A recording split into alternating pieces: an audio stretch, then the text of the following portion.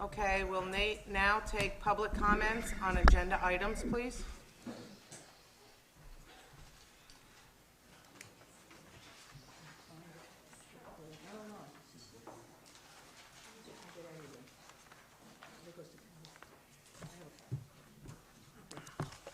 Tillman, Shaughnessy Road. I'm talking to the item having to do with dissolution of the tax collector to come under the umbrella of the town clerk.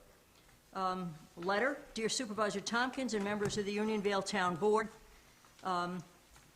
given that New York State and its various counties have encouraged the sharing of services and the streamlining of government, especially for the many small towns and villages in New York State, and given that this would also result in financial savings for these small government entities, these are big words, I've been resting, and given that the tax collector merely receives tax payments by the citizenry, either personally or by mail, and gives a receipt for such, and given that our present tax collector, Edna Bunk, would not be impacted since she has announced her retirement after many years of service, I firmly believe that this is the ideal time to include collection of land tax, as a part of the, I sound like Jane, don't I? Jane Geisler, God. I firmly believe that this is the ideal time to include collection of land tax as a part of the responsibility of the town clerk. Are you ready for this? Of course you are. Please remember that school tax is a whole different thing. It's collected by the school district in which your property lies. I remind you that if you have questions about the amount of your land tax, the traditional tax collector can do nothing for you. In this case, you've got to speak with the assessor, you may have to hire a private appraiser, you may have to take your information to the grievance board, or you could attend town board meetings and have some input into town budget development, all with an eye to making taxes more equitable. I did spend some time calling. The phone book is not very good, but I found 27 entities in Dutchess County of cities and towns and villages. So there are apparently 7 level 1, that means they have over 20,000 people and lots of property parcels, and they're not covered by this possibility of combining the two jobs. There are 12 entities in which the clerk does both jobs, and there are 8 entities in which the clerk and the tax collector are separate. As of today, Unionville is talking about, and probably will, combine the two, and it's my understanding that Beekman is considering a merge also. So that's the trend, and I think it's a good trend for many reasons. Thank you very much. Oh, wait, I have an announcement. Next June 1, the Dutchess Cooperative Extension will be running a seminar on invasive species at the Freedom Plains Grange. The Grange is handling this informational event. The Freedom Plains Grange is on Dr. Fink Road by Arlington High School. It coincides exactly with this meeting. It is at 7 p.m. on June the 1st. But those of you out there who are not coming to this meeting, you can watch this meeting on the TV or get a DVD or something, and you could go to this. Unfortunately, I was stupid and I didn't ask, is it invasive plant, invasive animal, or invasive everything? But it is invasive. So it's an important meeting. Thank you. Bye. Thank you. Thank you. Thank you. Good evening. Bill McCabe from Darren Road. I would like to also speak in favor of the merger of the Office of Collector of Taxes with the town clerk. I think it's an excellent idea to save some money for taxpayers and also to expand the hours that people would have available to them to come and pay their taxes. I think we should recognize the years of service of Edna Bunk and wish her well in her retirement. She was always friendly and accepting taxes when I came to pay them, so we wish her well. But I think this is the ideal time to do it. So many other towns of our size and even larger towns have gone this way, and it makes sense, and so I hope that you do it tonight. Thank you.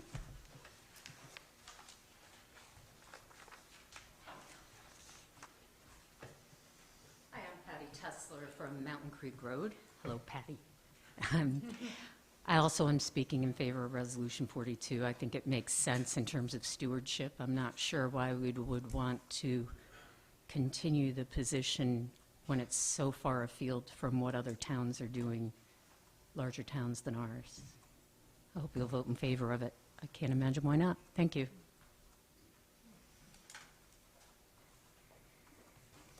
Any other public comments on agenda items? I agree with what has been said so far. Consolidate. Stephen Abiai, Mountain Creek Road. Thank you. Any other? Okay, we will now open the public hearing for the MS4, and we'll hear from Christian Paggi. Can I have a second to open? Oh, second. All in favor? Aye. Good evening, Christian Paggi, here to answer any questions on the MS4 annual report or give a rundown if you would like. I'll just do that. Okay, so there was a lot of work that was done this year to bring us into compliance with the MS4 program. The DEC gave us 3 years to get in compliance. This was the end of year 3 as of the end of 2016. So basically, at the beginning of 2017 was when we were supposed to be completely in compliance with the MS4 permit, now that we're designated as a MS4 entity. So that did happen. We, along with the town SMO, George Kolb, the stormwater management officer, did a lot of work developing the stormwater pollution prevention plan, which was a big part of getting in compliance. So that was completed. But moving forward, there's still going to be a lot of work to be done to maintain compliance. A lot of the requirements revolve around a 3 to 5 year cycle, and that means, you know, a lot of the maintenance requirements, town facility assessment requirements, inspection requirements for stormwater collection systems and practices within the town. Those are typically required to occur every 3 or 5 years, depending on what they are, or a certain percentage each year. So starting this year, now that we're in full compliance, the clock starts ticking. So we'll be working with George and with the highway super and with the supervisor's office to make sure that all of those things happen. We're working to develop kind of a standard operating procedure to maintain compliance, and to streamline developing the annual report, which is what the public hearing was for. So the intention of that was to help, you know, develop that annual report and complete that annual report each year in a smooth process, and make sure that nothing was left out and nothing is forgotten, and to make sure that we do maintain compliance each year. So we did develop that, and we'll be going over that again with George and with the highway super and with the supervisor's office. We also put together an outline of, you know, what needs to be done each year. So again, we'll be working together closely with you guys. Just a general update on MS4. The DEC was supposed to, or was planning on issuing a new permit, MS4 permit, this year. It was released, I think, back in November for public comment. As you guys know, we represent Unionvale, along with George, as well as the Village of Fishkill at the Dutchess County MS4 Coalition, which is, you know, a lot of the towns got together to try to maintain compliance via bubble compliance. So we, along with the rest of the coalition, the other towns, developed a pretty lengthy comment letter after that came out, just kind of outlining our concerns with the new permit, which is pretty extensive and really ramped up a lot of the regulations and requirements that the towns were going to be required to then do. So it was a really ramped up version of the existing permit. And the comment letter that was drafted was really through the lens of, you know, this is another unfunded mandate. How can you expect the towns to continue to do all of this and more? You're asking so much more without any sort of funding, you know, given all the tax cap requirements and all that. So the good news is that apparently our coalition wasn't the only people to do that. They received a lot of comments, and they decided to pull back the permit. They're going to revise it and reissue it for public comment again. So that's a good thing. We'll let you guys know when that does come out, and keep you updated on that. But that's a good thing. So, money well spent with the MS4 trying to keep it where it is right now and not have to do, much more than we're doing. So that's the general gist. The annual report was completed, and we are in compliance, and we'll make sure that we stay in compliance. So if there's any questions, Yeah, I have a question. shoot. MS4, does that have any stipulations or specifications for catch basins on town roads? That even if they're existing, to be upgraded to meet specifications, or can they be grandfathered? There's nothing in there about meeting specifications. That's more of a highway issue. So Okay. the only thing in there for catch basins is if they're in certain, the towns are going to be required to maintain them. And the way that the existing permit's written is only those catch basins that are on town roads within what they call urbanized areas. There's not many urbanized areas. It's based on the census. So there's not many urbanized areas within Unionvale. So it's a very limited number of catch basins and the maintenance requirements are that they're clean or inspected and cleaned and repaired as necessary. So you just have to document when that happens and that it is happening. So as far as upgrading any catch basins, that's more of a DOT issue than Okay. anything. All right, thanks. Any other questions? Okay, thank you, Christian. You're very welcome. Thank you.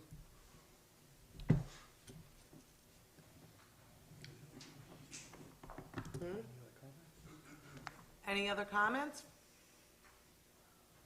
Town board? Make a motion, we close the public hearing. I'll second it. All in favor? Aye. Aye. Public hearing is now closed. Okay, reports of supervisor and council members. The generator is officially installed and operational. Tuesday, the power was turned off for the town hall for quite a few hours. Central Hudson came and met with John Poland Electric and completed the electrical wiring. I want to thank everyone who helped with this project, and we're officially done. Representatives from the Comptroller's Office came last fall, as we previously discussed, to start a long overdue assessment. The audit will begin soon, and we will keep everyone updated of its progress. I will be meeting with a representative from that office on Wednesday of next week to start this procedure. I will also be meeting with David Kelly, the supervisor of the town of Pauling, in regards to our dam. He's going through a similar situation with his dam in Whaley Lake, and he's up on a lot of this stuff, and he offered to come over and help us with some of his knowledge, so I accepted, of course. I received an email from the Tri-State Traffic Data with a list of roads in our town where they will be conducting traffic counts. After reviewing them, we need to let them know if there will be any conflict due to road closures, paving, utility work, or large events. I will give everyone a copy of the roads that they plan on doing, and maybe the highway superintendent can help us out and let us know if any of these roads are in conflict. So I can get back to them and say, NYMER offers numerous risk management services for members. On April 25th, Jake Gosnell, Tom Tierney, Tom St. Ange, and Shane Fulton attended a chainsaw and chipper distracted driving highway DPW electrical hazardous seminar. And I just received their certificates of compliance, so I will get them to those guys, and thank you for doing that, guys. And I have nothing else. John? All right, I have a few things. First, I'd like to remind everybody, a week from Monday, the 29th, is Memorial Day. The town will have its annual Memorial Day service at 9 a.m. on the green in Burbank at the Veterans Memorial there. And I would like to ask Jake if he could get a hanging basket to place there before that time to spruce it up a little for the event. So 9 o'clock on the 29th, 9 a.m. Also, I recently attended a meeting with the county executive and supervisors and other people from towns throughout the county. It's basically a shared services meeting to discuss potential savings for everyone. It was sponsored by the county. We had state representation there as well. What they're looking for is each town to come up with 1 or 2 ideas for shared service that will help cut costs, either avoid costs or actually cut costs. There's grant money available that can be given to us if it's needed to enact some of these cost-cutting shared services activities. And it's an ongoing benefit if you do participate. The cost of grant is only for the implementation, but hopefully the shared service will continue to reap benefits every year after you implement it. So there's a lot of opportunities such as purchasing, health insurance, other insurance. There's constables potentially involving other towns. General administration, if you need help with basically any part of your town management, you might be able to work with the county or another town. So we've got to explore different opportunities to see if there's anything we can fit. I mean, for years we've had shared services with the town of LaGrange, with the assessor. We pay 25% of his cost, they pay 75%. It's worked out very nicely. So if we can expand that into something else, it would be very beneficial. Also, just late this afternoon, I went to a meeting with Sue Serino, our state senator, and other representatives from towns and villages throughout the county about water infrastructure improvement grant applications. Basically, it was just a good overview of what's out there from the state. They're really getting, I would say, generous. They have $300 million available for towns or villages that want to develop any kind of a water treatment or water supply system. Right now, it doesn't apply to us, but it's something down the road if we ever want to go that route. I've got a lot of good information. Okay?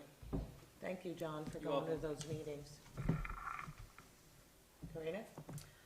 So I'd like to present on a webinar that I did this morning. I believe Dave did the same one, multi-year planning. We had talked about it last time. So I'm going to try and do like an hour synopsis in hopefully 3 minutes. So I think the first step to our multi-year planning is everyone on the town board needed to come to the same place where we actually studied the budget and the budget process. So now that we've been through that once, I think we're just at an ideal time to really launch this off. This was something that we definitely had coming into office. And, I now sort of see the multi-department process. So, we would absolutely rely on our bookkeeper to give us projections and fund balance reports and a reserve review, because we have all those things available.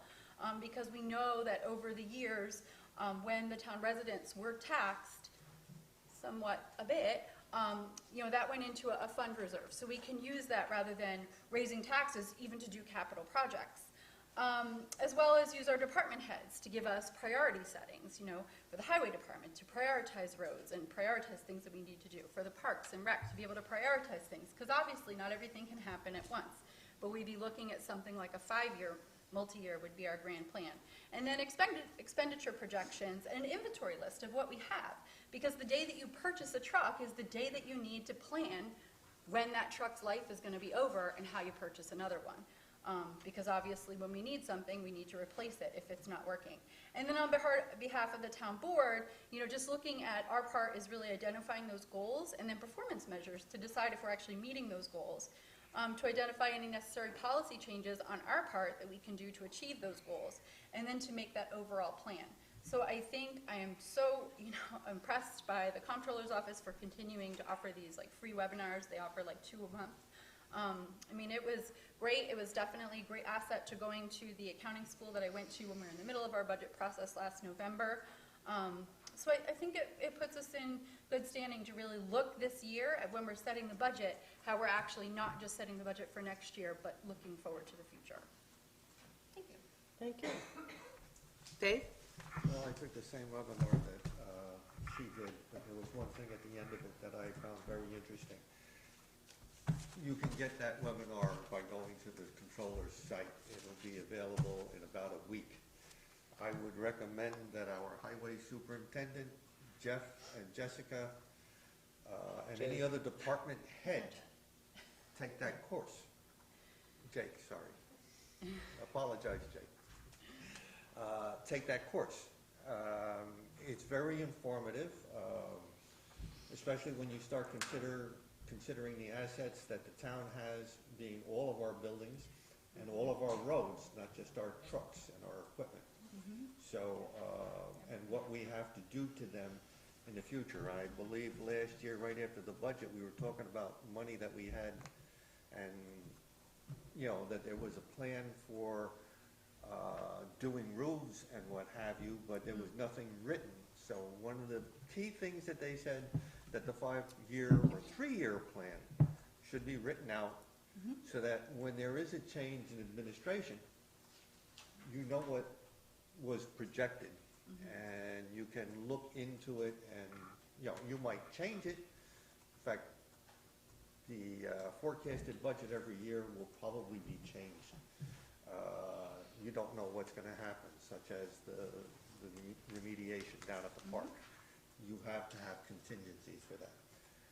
At the same time, Jake, Tom St. Ange, and myself went to a class down in Cold Spring, a seminar down in Cold Spring. It was 101 for community purchasing municipal solar. I got a lot of good stuff out of it, and we were talking about different grants and what have you. I sent everybody on the town board an email last Saturday talking about it. Basically, when I started looking into this a year ago, there was $250,000 available in grants and awards. That was down to 100,000 now, Jake, correct? And the number of awards for that have dwindled. There were 4. And then we'll go into tier 2, which is gonna knock it down to $50,000. Basically, we have to do 4 actions to be able to participate in this money. And we're gonna talk about those a little bit later in the resolutions. But one of them, in particular, benchmarking, could be used not just for solar and getting money for clean energy, but it can be used all the way around with much of what we were talking about with multi-year forecasting for the town. So that's what I got right now. I'll talk about the others later. Thanks, Dave. Steve? Yes, I met with the Board of Fire Commissioners last week and expressed the interest in selling the property up on Pleasant Ridge Road. The consensus there is they are opposed to that currently and would like more information on what we're proposing. And then I also met with the Buildings and Grounds Department head and Recreation Director with her assistant, and we discussed upgrading or updating the park there at Godfrey and bringing that stuff up to date. And we got some ideas floating and aren't quite ready to bring it to the board yet, but we're working. It's a work in progress. Okay, Ryan did get account of that money for you. Yeah, I'm going to have to speak with I'm- him on that because I'm having a little difficulty understanding the, Yeah, he did get that. He is at a fire tonight. There's a forest fire, and he was called to duty, so Ryan can't be here, but I do have some paperwork I can share with you on that. well, I have, Or, oh, he I gave have the it to printout, It's yeah. in our box. Okay, Just need a little bit of direction on it. yeah, okay. Anything else? There was one other thing that I wanted to bring up, and this is something we'll have to vote on. There is a law that says you have to have signs out at your residences that can be seen, especially at night. The fire company will be doing a fundraiser, and I'd like permission of the town board to put this on our website and perhaps our Facebook page. Basically what it is, they'll be selling these signs, very reflective at night, meet all the state requirements, and it'll help us find you. If your mailbox is on the wrong side of the road, you put it on a stake, the holes are already there, you put it in by your driveway, so that we know where your driveway is. and we can find you in the case of an emergency. Everybody wants to think we're never gonna have an emergency at our house. I can tell you from past experience, yeah, we do have them, and the faster that the ambulance or the fire trucks can find you, better it is.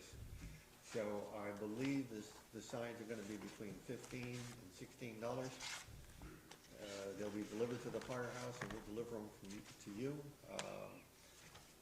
Perhaps Andrea will be able to have the order forms at the town hall, and we will definitely be selling them at the community days, June 3rd, right? Right. Yes. So I ask everybody to really consider this, because it is really, it's a fundraiser that's gonna help you. Do we order them? Yes, you have to order them. With the fire department? Through the fire department, Okay. right. You'd make the check out to the fire department. They'll order them, and when they come in, they'll deliver them to you. Good idea. So, that was the only other thing that I had. Okay. Do we want to vote on that now? If we can, Tom, is that, If someone makes a motion and second it, then you can take action. okay, I'll make a but motion. we can't sell those through the, Right. No, we're not selling Why- it, we're just why don't gonna we- advertise it. How about we just do like a tiny little blip on the website that gives the link to take you to the fire department website? yeah.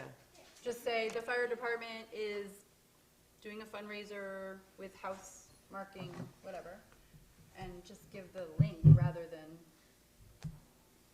put further details on our site, so that people don't get confused. It could be on the town It could be channel. down. Could be on the Say, town, yeah. go to this website or call this number. Or call this number to However people do order that. your signs and, Make sure it's Dave's number. Sure, why I'll not? second that. all in favor? Aye. Aye. Okay, department reports. Our bookkeeper, again, he is at a forest fire he was called out to. Just this time. Dog control, Steve, do you have it? During the month of April, there was one lost dog and one found dog, and there was Hopefully one it's the dog same complaint. Code enforcement officer? I do not have anything from George. Did he drop it off? Yeah, we haven't received anything. George has had some family issues. Constables? I haven't gotten it yet. Oh, it came in. Came in today. It came in today. today, all I right. think I apologize, and I have been, Here.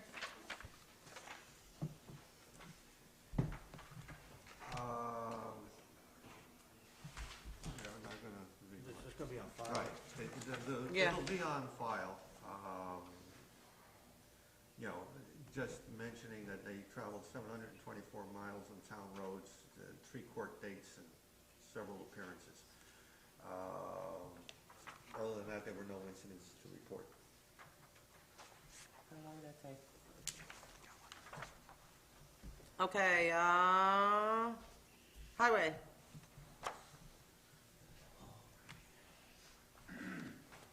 In the middle of the floor. Okay, just fell off there. Okay, report for April and some of May. Swept and vacuumed the rest of the roads with easy street cleaning. Graded York rake, rolled dirt roads. Added material to the dirt roads that were where it was needed. We purchased the material from Scott Excavation. Replaced the grader blade and filled it before pickup. Installed a stop ahead sign and a new stop sign at the intersection of Walsh and North Parliament. Replaced a stolen airport sign at the intersection of North Smith and Tompkins, which we do not purchase the signs. They just ask us to put them up. So we know they're put up correctly, but somebody must have a heck of a collection of them. Repaired 3 catch basins, one on Brookside, one on Marks Way, and one on the west side of Meadow Ridge. Cleaned some tree debris up on Duncan Road and Burbank Club Road. Fixed a washout on Burbank Club Road due to poor drainage from the state home. Picked up a mattress on Duncan Road. Bought truck 10 at Dutchess Dodge for an oil pan replacement. I did get 2 quotes, even though it was under $1,000. They were not only cheaper, but they were a lot closer than Robert Green. Hey, Rich, was that thing rusted out? Oh yeah. Because that's what happened with our Dodge Durango. Who There's would have thought it's- that would happen? Here's another town vehicle. Inside out. Same problem. Yeah. The reason we couldn't do it was in-house because we don't own a lift, and when it was on the lift, they actually had to unbolt the motor and jack the motor up while it was on the lift. Yeah. So that's not something I want my guys trying to do.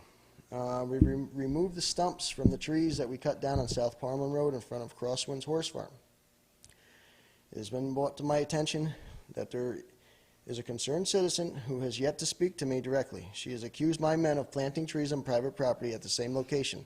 I can reassure you that it is not them. If this person has any questions, please do not hesitate to contact me. And as this is to the last meeting I was here, in regards to Lou Alphonse and his concerns on Galley Lane. The day after the meeting, when him and I spoke, I went to Galley Lane at 6:30 in the morning. It was also raining very heavy at the time. I was able to see if he was getting any runoff onto his yard. There was no visible sign whatsoever. All the water that was traveling down the road stayed on the correct side of the curb where it was meant to be. The other small issues that he had addressed were handled and taken care of in that same day as well. And just a friendly reminder, anyone that owns an existing driveway that enters onto Town Unionville Road and is going to have their driveway paved or repaved needs to apply for a permit, because we're already running into those issues. All right. Did everybody get a chance to look over the thing I put together for the recycling the material? I did. Did you? It I know appears it's gonna save quite a bit of money, right? Yeah, like it always has in the past. $69,000.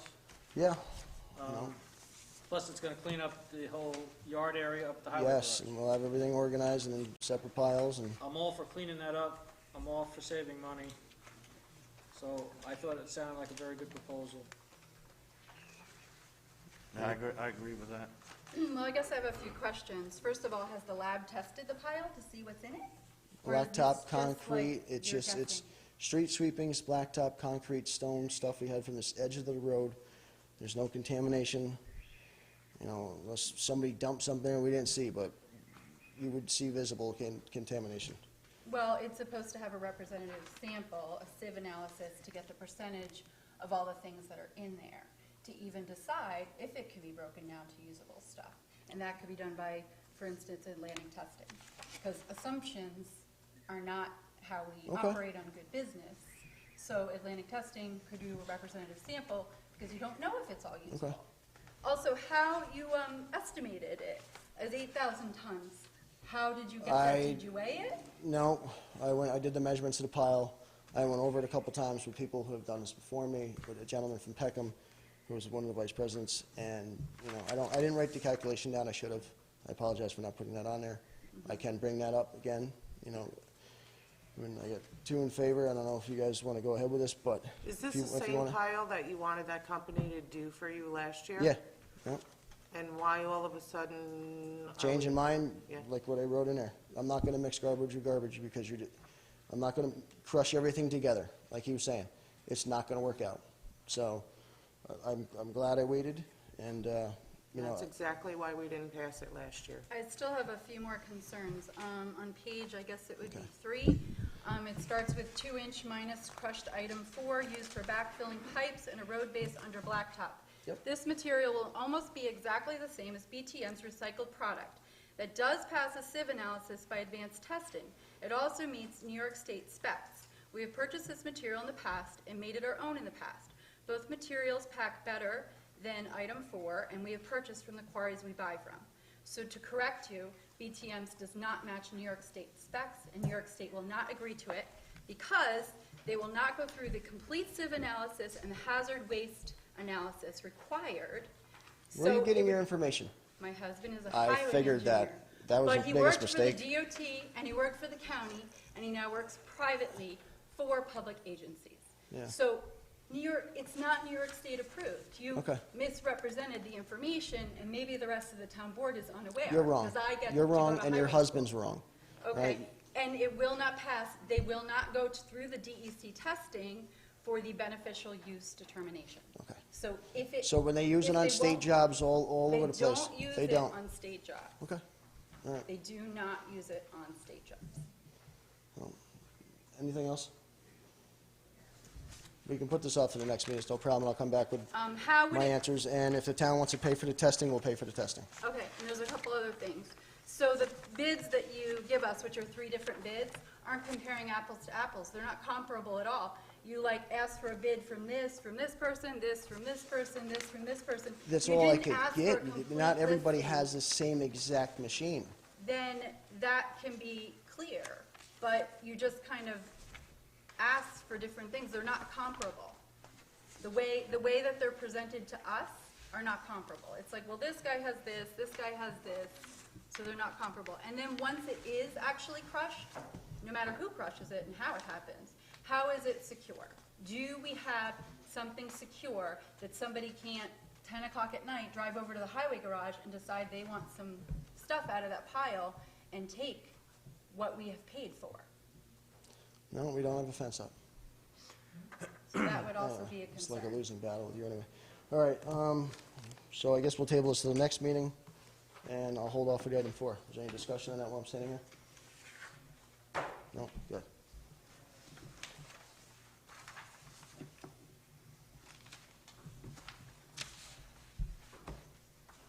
Media?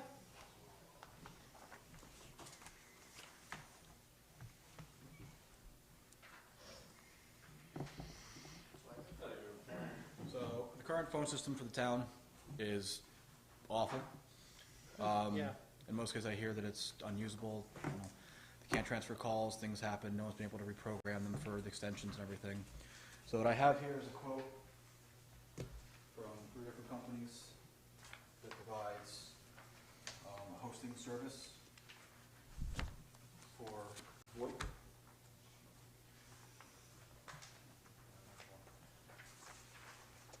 So VoIP is voice over IP. So instead of having a phone provider run physical cables out here for each individual phone line, it's all done over the internet. So the quotes you guys have in front of you right now are just for the hosting aspect of the phone numbers working on a digital system. There will be a separate one-time cost for hardware to host it, as well as the physical phones themselves. That's going to average about $2,000 as a one-time cost. But currently, you're paying $1,300 a year for leasing the equipment between here and the park.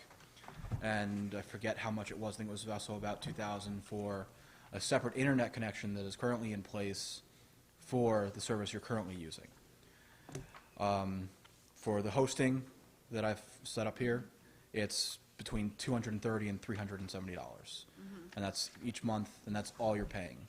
We buy the equipment outright, and that's it. It'll last 10, 12 years without having to be an issue.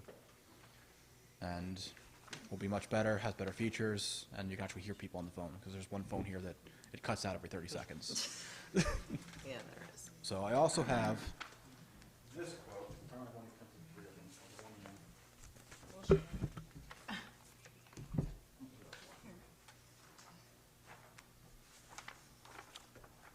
And this quote is not the same as the other 3 that I've given you. This is actually a company I used to work for. And they do a all-in-one, totally hosted phone service. So it's $29 per extension per month. And that's it. That's all you're paying. And they handle the hosting of the equipment. You buy the equipment from them. You can see they have a quote on the second page for the cost of the phones themselves, which is, I think, $1,300. It says 19. $1,900. So $1,900 is a one-time cost for the physical phones themselves, Oh, and then the other monthly cost is above that. And they handle everything. If you need a Actually, I new, think you got the total cost as being just under 2,000. right. So I guess, for the one time for the Per equipment. phone. would subtract out the monthly cost from that then? I actually think The that's, monthly cost would still No. be $419. No, it's added. The cost for buying all the equipment would well, the be one-time cost includes the first month, I believe. I can verify that with him. But under this setup, everything is off-site. It's on a very redundant and secured system hosted in like 6 data centers in the U.S. So literally the one in New Jersey could blow up and you guys won't lose phone service. And they have all the equipment on site. If you need an extension added or an extension changed or want to have your phone forwarded to your cell phone, they handle everything. But it is much more expensive to go through them than to go through these other companies and run the equipment in-house. But it's something that I'd have to do or train someone to do here. So that's kind of the balance of that. So on these other quotes you gave us, is the equipment charge here? It is not. I'm confused. Okay, so what would be the one time you buy the equipment type? About $2,000. You can see the phones themselves are $1,900. Okay, so it's very similar to the one-time cost of this Correct. one. The phones that I had him quote on that sheet are the phones I would be buying anyway. Okay, so So- it'd be just under 2,000, Correct. either way. But that's one-time cost, and you own the phones. You're not paying for lease. We're done paying for them once we buy them. Correct. Good. You buy them, they're yours. That's it. Of course, if you break them, you got to buy new ones. Right, obviously. What's the quality of the signal on this? I've heard, worked on these VoIP systems before, and the audio is all garbled on them. Then you need to have a network engineer take a look at the network. When you're setting up a network for VoIP, you need to have quality of service in place. It's a setup within the configuration on the switch to say that the traffic that the VoIP uses is prioritized. So if you're thinking of like piping for water, you're dedicating a pipe that's just for the voice service. That way you don't have somebody downloading YouTube videos or playing video games interfering on that bandwidth. So that's been addressed in these proposals? That's something I would do. So it's not a cost to you. It's on existing equipment. The other benefit is right now you have two separate systems. You have one here and one at the park. These systems do not talk to each other. So if Andrea gets a call on the main number for the town and wants to transfer it to Jake or Jess down at the park, please hang up and call the park number, which from a business standpoint is just why. I called you. So with the new equipment, we can actually get access to the system to create a menu system if you want one. I know a lot of people don't like them, the automated menus. And you could say, for park, press 1. For town supervisor, press 2, things like that. Or if you just hit 0 for the operator, you could say, oh, I'm looking for so-and-so. Okay, let me transfer you. And you just transfer to the extension no matter where in the service they are. And the same thing is for single number reach. Would where, this be good for the highway, too? Sure. Yeah. Everything right now is on a VPN network, so all 3 sites talk to each other. That would be good, very good. So that way you can transfer calls back and Yeah. forth. And, for people who don't have physical offices, we can do transferring. So phone calls come in, English. A phone call comes in for Dave. He doesn't have a desk here with a phone. It'll transfer to his cell phone. So that way, one, he's reachable on a official number with a log of the call and all that, and he also doesn't have to hand out his personal cell phone number to people, which, has its pros and cons. Any other questions? More pros. More pros? Thought so. No, but, I think that we should all. It can be, yes. Look at So if you this. wanted to Yeah. transfer to another extension, At the next meeting. it would just roll. Yeah, I Yeah. wrote Yeah. it down. I wrote it down for next meeting. Yeah. Thanks, Ryan. No problem. You wanted to run that. Yeah, this is good information, I appreciate it, because our current system leaves a lot to be desired. Parks?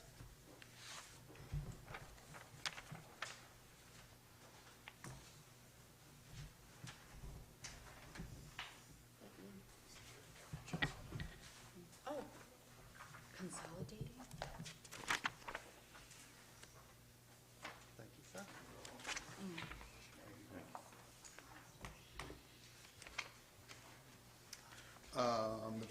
The vermiculite abatement project is finally started down in the park. It started last Monday. They had to switch. They're going to be working nights now because it's about 130 degrees in the attic during the day. But that's progressing, which is really nice. Hopefully that'll be done within a week or so. I'm going to say it's going to take a little bit longer, but we'll see. Community Day's coming up. I think somebody said June 3rd, I believe. Yes. So that's awesome. Lots of mowing lately. It rains, then it gets sunny, and yeah. We opened up the pools yesterday, and they should be good to go. They will be open to the public next weekend, Memorial Day weekend. I just want to let everybody know we're in the process of fixing the kiddie pool.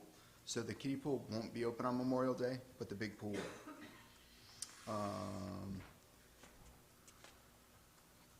Tom T is expecting a baby at the end of the month. He's going to be going out on FMLA, and we're super, super happy for him. There is a resolution in for some temporary help. There is a little bit of a problem with the resolution. It was a little miscommunication, but we'll take care of that later. I took Ryan Peterman down to the county, to the county purchasing center, and he was able to pick up a couple things, which is good. And then Tom St. Ange and I went to the solar seminar with Dave, and it was good. So things are rolling along.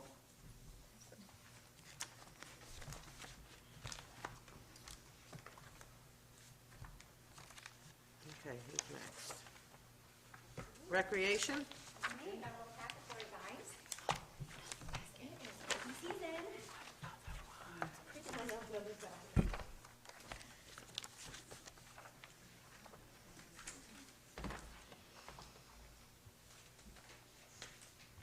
All right. We've got the new website. We've got lots of households on there. Everybody's using it. It's fantastic. Things are happening. If there are any problems, please call us. We'll help you. Pool passes. Jake touched on that a little bit. Our pool has been being worked on to get ready to open May 27th. It will be open that Memorial Day weekend, including Memorial Day. The pool hours will be 11 a.m. to 6 p.m. On a weekend schedule only until camp begins on June 26th. And at that point, it will run 7 days a week. We are very excited, and it's been really hot out, and this is our favorite. The concession stand will also be open for food, drinks, and treats starting Memorial Day weekend. So please come and enjoy some lunch and treats with your family. Swim lessons, I'm going to go through just a couple things. You can see all of the information on the website, unionvailrec.com. But swim lessons are up there and open. We've accommodated to implement a new public-only swim lesson so that it is not associated with campers at a certain time. So if that works out for everyone, that's fantastic. The pool is crowded, so we wanted just to make sure everybody's, feeling good. And we have a few swim lessons scheduled on the weekends too, which is new. So we're going to try it out, just a couple different levels. I think it's 4 and 6 right now. We're going to maybe work on adding some more, but it's the first year we're trying to implement this. So let us know your thoughts. I've already been talking with some members of the public to just see what would work for them so that we can accommodate. Swim team is up there. Camp is up there. Some of our sessions are already almost full. So I would say that sessions 2 and 3 right now are getting tight. So if you have not registered for camp yet, please do. It is all online on the website, unionvailrec.com. We've got traditional camp, specialty camp, survival camp, kids camp. T-ball is also open to register for ages 4 to 6, which is great in the afternoons here. Our third annual Takeover Time War Homeschool Day will be June 14th. It's a Wednesday.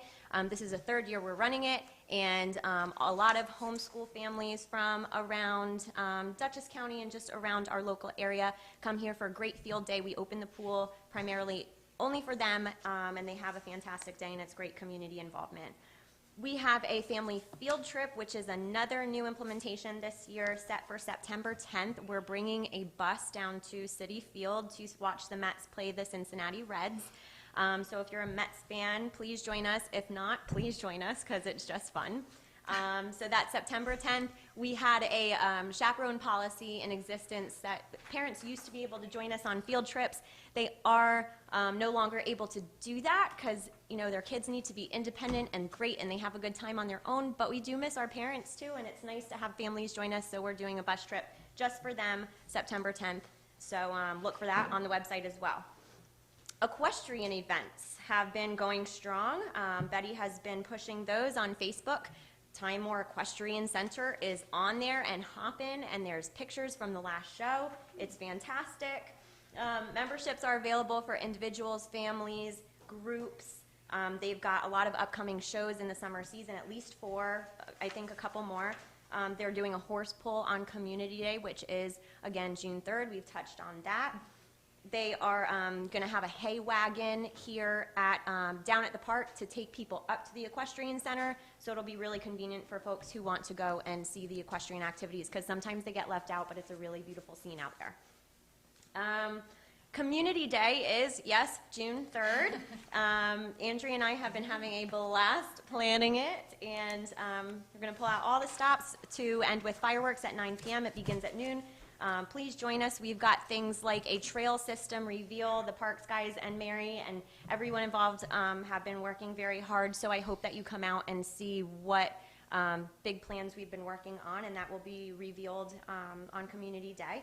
The Hay Wagon Shuttle, like I touched on, youth entrepreneurs, young kids have been promoting their businesses, and they're going to have a vendor spot at Community Day. I've got at least 6 or 7 tables for kids who are making people, I don't know, smoothies and jewelry and lots of things that are really exciting. So please help them with their business ventures because they're really excited to share what they've been working on the past couple months. We've got Magic with Ryan Dutcher, who is really prevalent in the Hudson Valley, and he is coming back for more because he just can't resist us, and we love having him. We're going to have a Velcro brawl, sumo wrestling, lots of vendors, and from 6 to 8 p.m. we are going to have some nice low-key action in the park. We've got the Arlington High School Jazz coming to do a few shows. Tom Farmer with the scholarship committee is raising money, providing dinner until 8 p.m. So that's something a little bit new because we haven't typically offered food past, 4 to 6. So it'll be a nice, relaxing evening in the park. And the pool is going to be open until 8 p.m. that night, so it's a little extended, as well as the bounce houses. Lastly, I know that was a lot, so thank you. Lastly, we have been working very closely with, just as a Parks and Recreation team, an inclusion action plan, trying to just promote programs and prepare our facility for all residents and their guests. Both parks, Godfrey Park and Timor Park, have now been assessed by the Inclusive Recreation Resource Center. They have a website, inclusiverec.org. It's a great resource to just go to and get some ideas, but we've created a plan to prioritize and make some realistic goals for best practice within the community, which includes physical elements like our parking lot, entryways, things like that, and programmatic elements like events, Oktoberfest, egg hunts, and other things, and just day-to-day activities. We've looked into the usability and accessibility of all of those components. Some things include website enhancements and updating our mission statement for the Parks and Recreation Department, as well as looking at some new park signage, implementing some new things during staff training, kind of playing the inclusion coordinator as a key role, which is Mary Pearson, who is now undertaking that role as an inclusion coordinator. So she's basically just the point of contact for anyone that would need further assistance, and a great resource to go to because she has a background in therapeutic recreation, which is just fantastic knowledge for us to have at the park, and she's already opened our eyes to so much that we need to do there.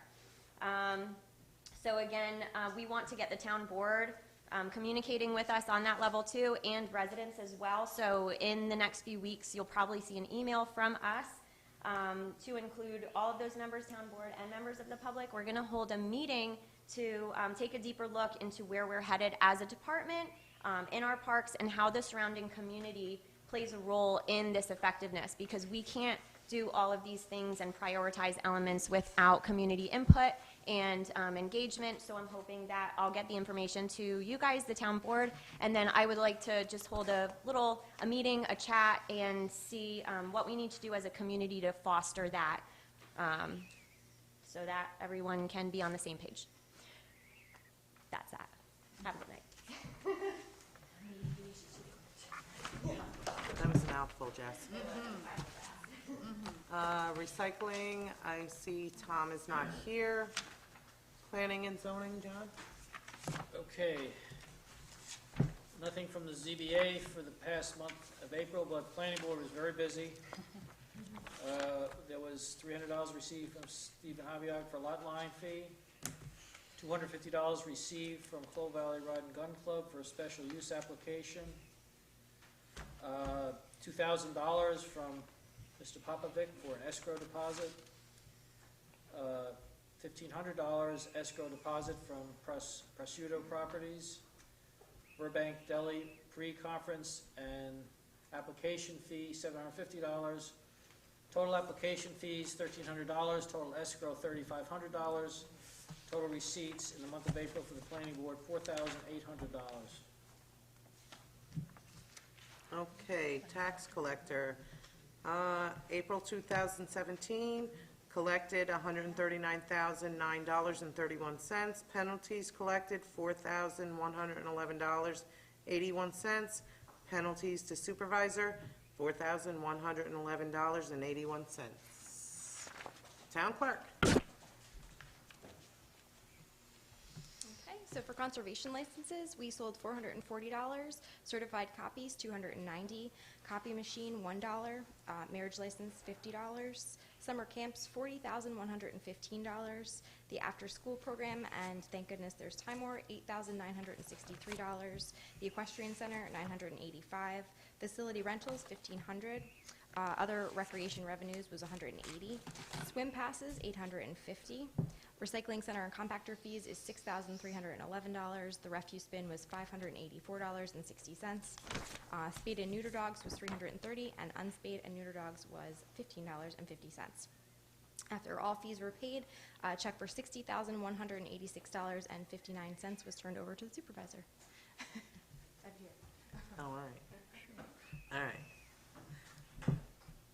Discussions. All right, we discussed writing a letter to the New York State to extend the 45-mile-per-hour limit on Route 82 from Tompkins to North Cove Road. At this point, I know they're doing those speed limit things. I Yeah, announced it's a earlier. construction site It's a right construction now, site, so they, but that's about to end very quickly. The temporary bridge has been removed, we're using the new bridge. They're in the process of cleaning up the construction leftover items, and I'm sure they'll be out of there very, very soon, within Yeah. a Hopefully in week time or for two. Memorial Day. Yeah, I don't believe that 82 was one of those roads, though. Maybe we should call and suggest 82. yeah, I talked with Burbank should be. DOT at a meeting in the county a little over a month ago, and they said that we'll look at it, but right now, because it was a construction area, they weren't making any plans, but Yeah. you know, that new bridge, unfortunately, is gonna be attractive for speeders, because it's so Yeah. nice. But, The town makes a lot of money there. yeah, we make it the hard way. Well, did they commit to looking at it following the They didn't removal make of all the any, construction? they didn't make any commitment, they just said, And it's not on that list. Right. I looked. Oh. So maybe we could call them and ask them to put it on the list yeah, after I would think that would, construction is done. yeah, that would be a very worthwhile idea. Okay, Pitney Bowes machine. Andrea was contacted by Pitney Bowes. They say our machine is outdated. We don't, at this present moment, have any problems with the machine. My feeling is, until the machine breaks, why should we get a new one and pay all that money? I think when it, I because, agree. yeah, and I think Andrea was in contact with them and said, well, what if we waited? Would it be cheaper now, cheaper? And I think it's all basically the same. I think it's an aggressive salesperson. Yeah, I think it is Yeah, too. they're just basically letting us know that if there is any kind of equipment failure, that they will not send a tech out to repair it, they will just send a tech out to replace the machine at that point. So we can do something about it now, or when the machine breaks, it's up to you guys. Yeah, my feeling is wait till it breaks. Yeah, we've had no If it's not broke, don't fix it. whatsoever. Anyone Yeah. else? Okay, the Highway 284. Well, I think we could discuss that when we get to the resolution for that. Nancy, why not? Yeah. Okay, we'll move to resolutions.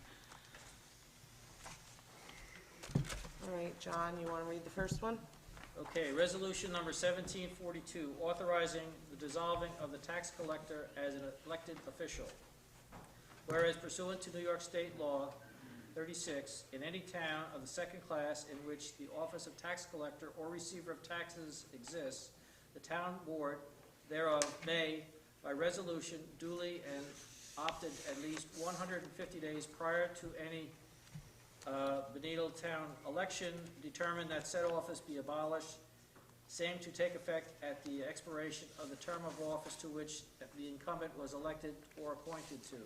And whereas upon expiration of the term of office of such tax collector or receiver of taxes she shall surrender and deliver to the town clerk all assessment rolls, books, papers, and all other documents and property in her possession. And whereas it would be the duty of the town clerk to collect and receive all state, county, and town taxes and assessments that may be levied in the town, and the town clerk shall have all the powers and subject to all the duties of collector with respect to the collection of such taxes, the deposit of receipts and return of unpaid taxes as provided by Section 35 of New York State Town Law.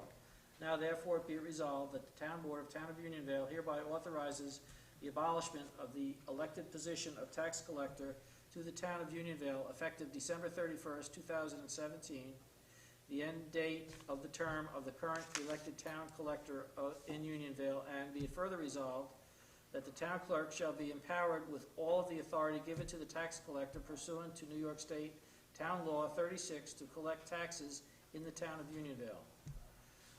The following adoption and foregoing resolution has to be put to a roll call vote. Even though I read this, I have a concern. I've received a lot of either phone calls, emails, and people spoke tonight. There's a lot of sentiment on both sides of this. I, for one, don't know if we really are saving money. I haven't seen any numbers. I'd like to be able to quantify, is this really going to save us some money? That's the key to doing this. I mean, you know, you want to have local government serve the people. When we were building this building 22 years ago, part of the planning was to have an office just for the tax collector, because that was one thing people expressed, that they liked being able to be one-on-one with the tax collector, and it was more of a personal thing for some people to pay their taxes. That's why a separate office was put in.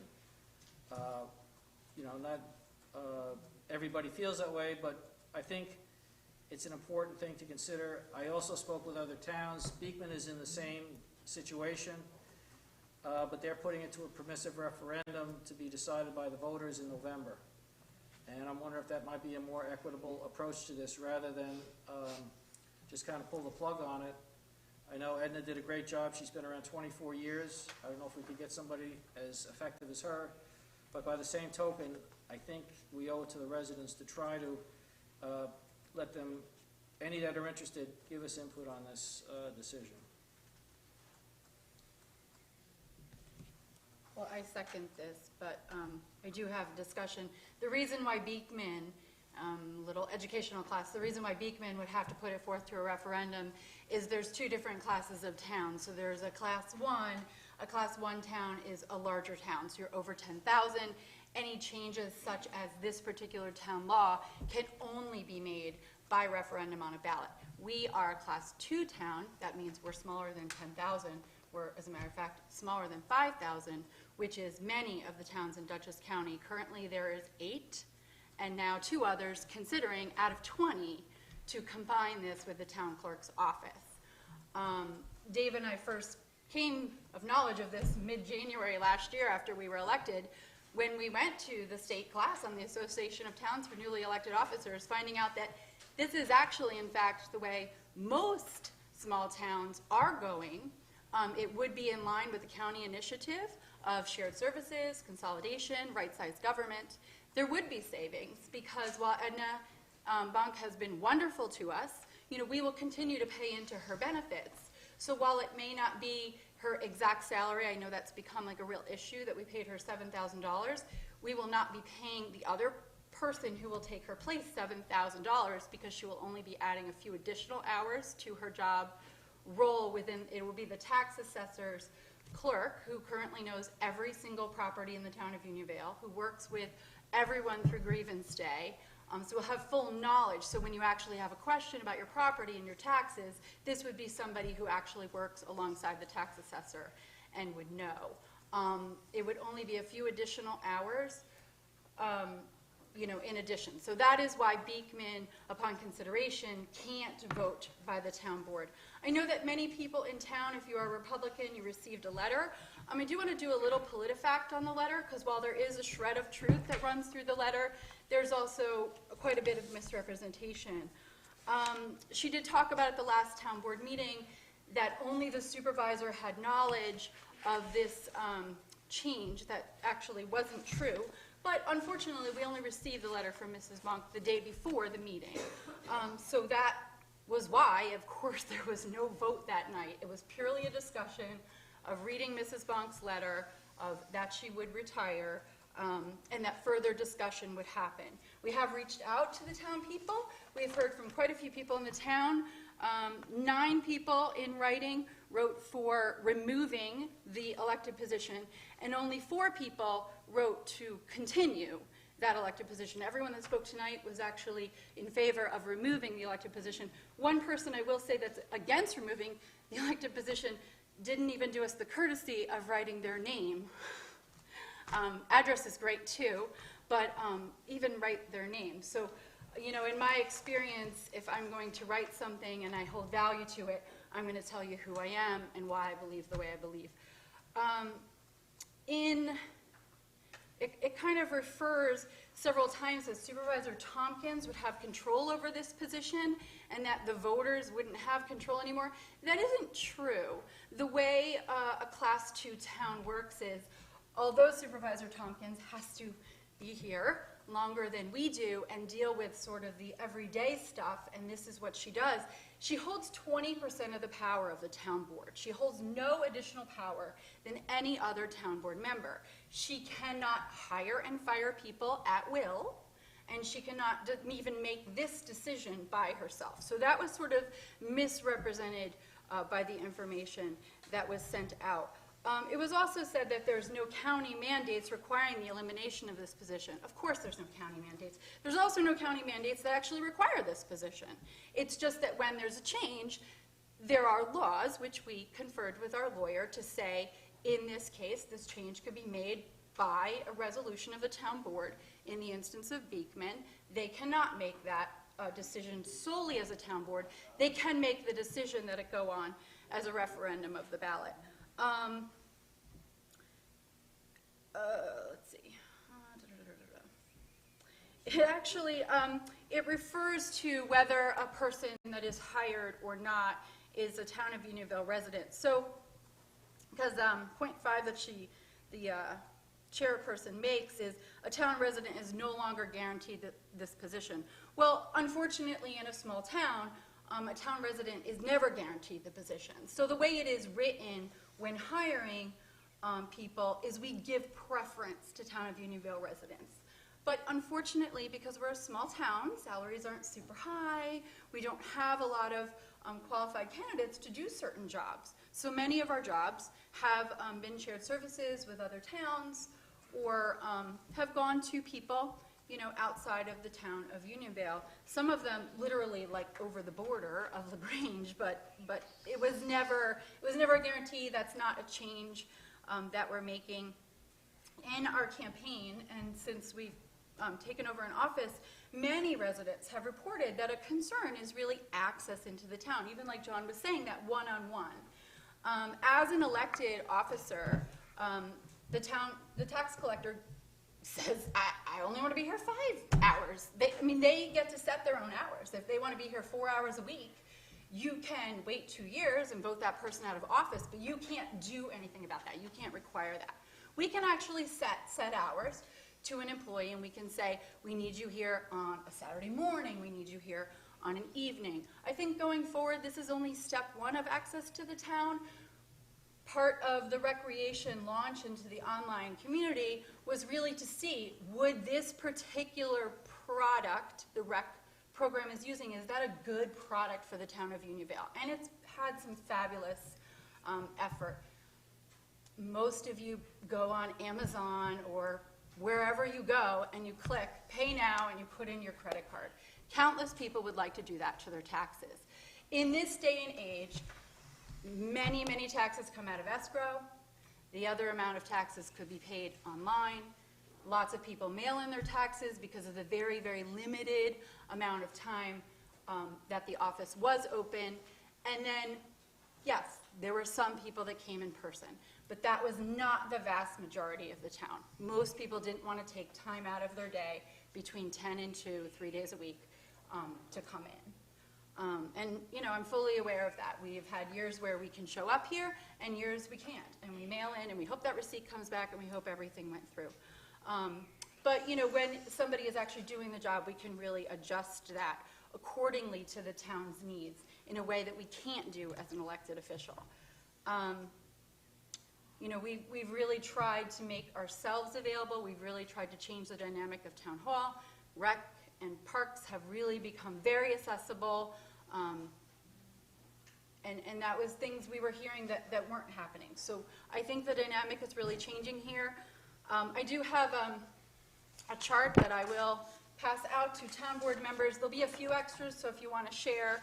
But basically the chart really addresses, as Mrs. Tillman was, you know, expressing how the towns do it. We should have gotten together with her. There are 20 towns in Dutchess County. I didn't do villages, I solely did towns. I talked about the population of each, the class that they are, and so currently 8 out of 20 of them, but 2 others are considering, Unionville and Beekman, to change. There is a reason why this dynamic is changing. Many of the other towns, I will also say, also do collect school, water, sewer, things that we are not doing. So many of them that do indeed have just a solely dedicated tax collector's office. And then I included the available hours. I mean, some of these are available almost 40 hours a week. They're available 37 hours a week. We weren't able to provide that. And we're not realistically able to create a new elected position of 40 hours a week. We don't even have the need in a town as small as this. We have less than 2,000 parcels to pay taxes on. Many of those come out of escrow. So really, it's just a move forward, a move into the future. It was addressed that this is a really big change. I think in everything that we've discussed, this is a pretty minimal change. We would never want to get rid of Mrs. Bunk. I think she did a great job. I have lived in this town the entire time she's been tax collector. She's a delightful person. Her husband is delightful. Her husband, by the way, is on board with removing the tax collector position. So it is in no way getting rid of anyone's job. It's currently a vacancy. It is in line with a county initiative to consolidate and do what we can as a small town to make the best of everything for our taxpayers. Thank you, Karina. And you second it? I second it. Any other town board discussion? Putting it bluntly, we had, the majority of letters that we got were in favor of eliminating the town, the job. Correct. The majority of people that were here were in favor of eliminating the job. I would really hate to put this off for a town referendum and have somebody elected town tax collector and then say you're fired.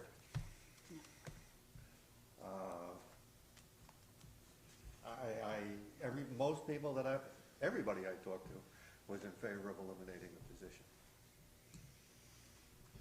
It's across the state, it's not just Dutchess County. No. This is the trend. Right.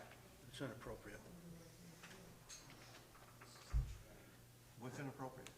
Comments from the audience Oh. at this point of the Okay. meeting.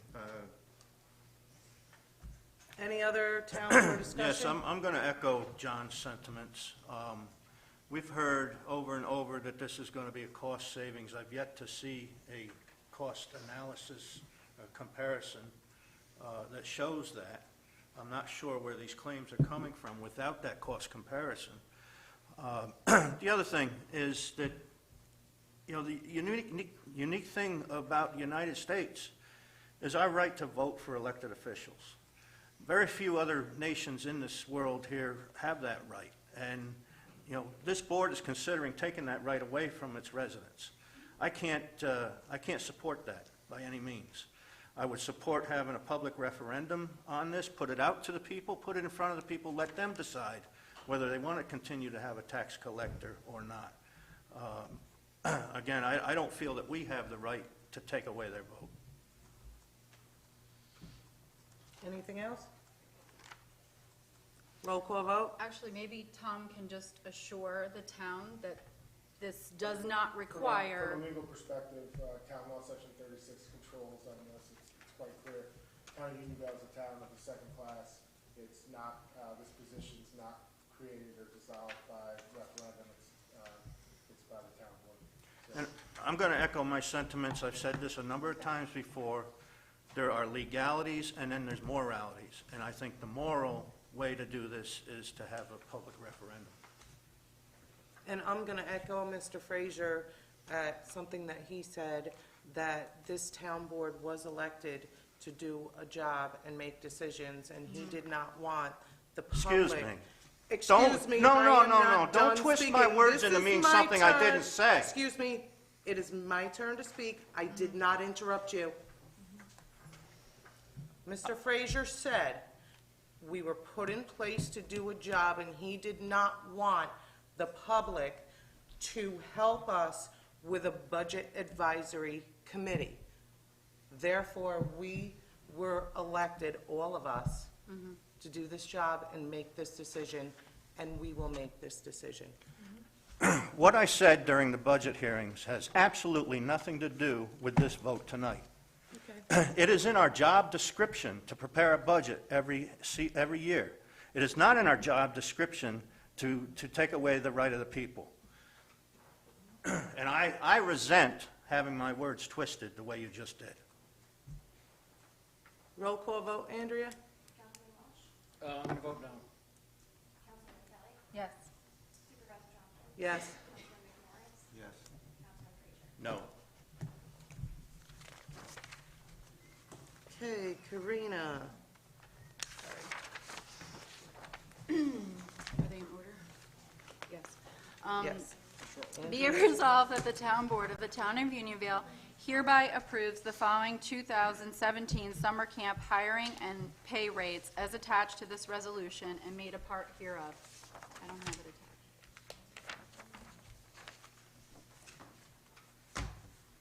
I will, Do we have the pay rates anywhere? I don't have it, oh. Okay, we'll have to make copies. Sorry. I mean, they look like we did last year. I'm going to suggest that we table this to the next meeting Can, so we can, When do they- so we can study the pay rates here. they start when do they Memorial start, Day. Jess? Lifeguards start Memorial Day. We can't table it. We can't table it. It's Monday. So Monday. Yeah, we can't. Okay. Okay, can you inform us if any, it doesn't look like they went up? So there's, it unchanged from last year? Okay, I'm behind that. I'll second. If we could just. Town like, board make discussion? Copies at the end of the meeting. No, John John didn't. just seconded, you're done. Town board discussion?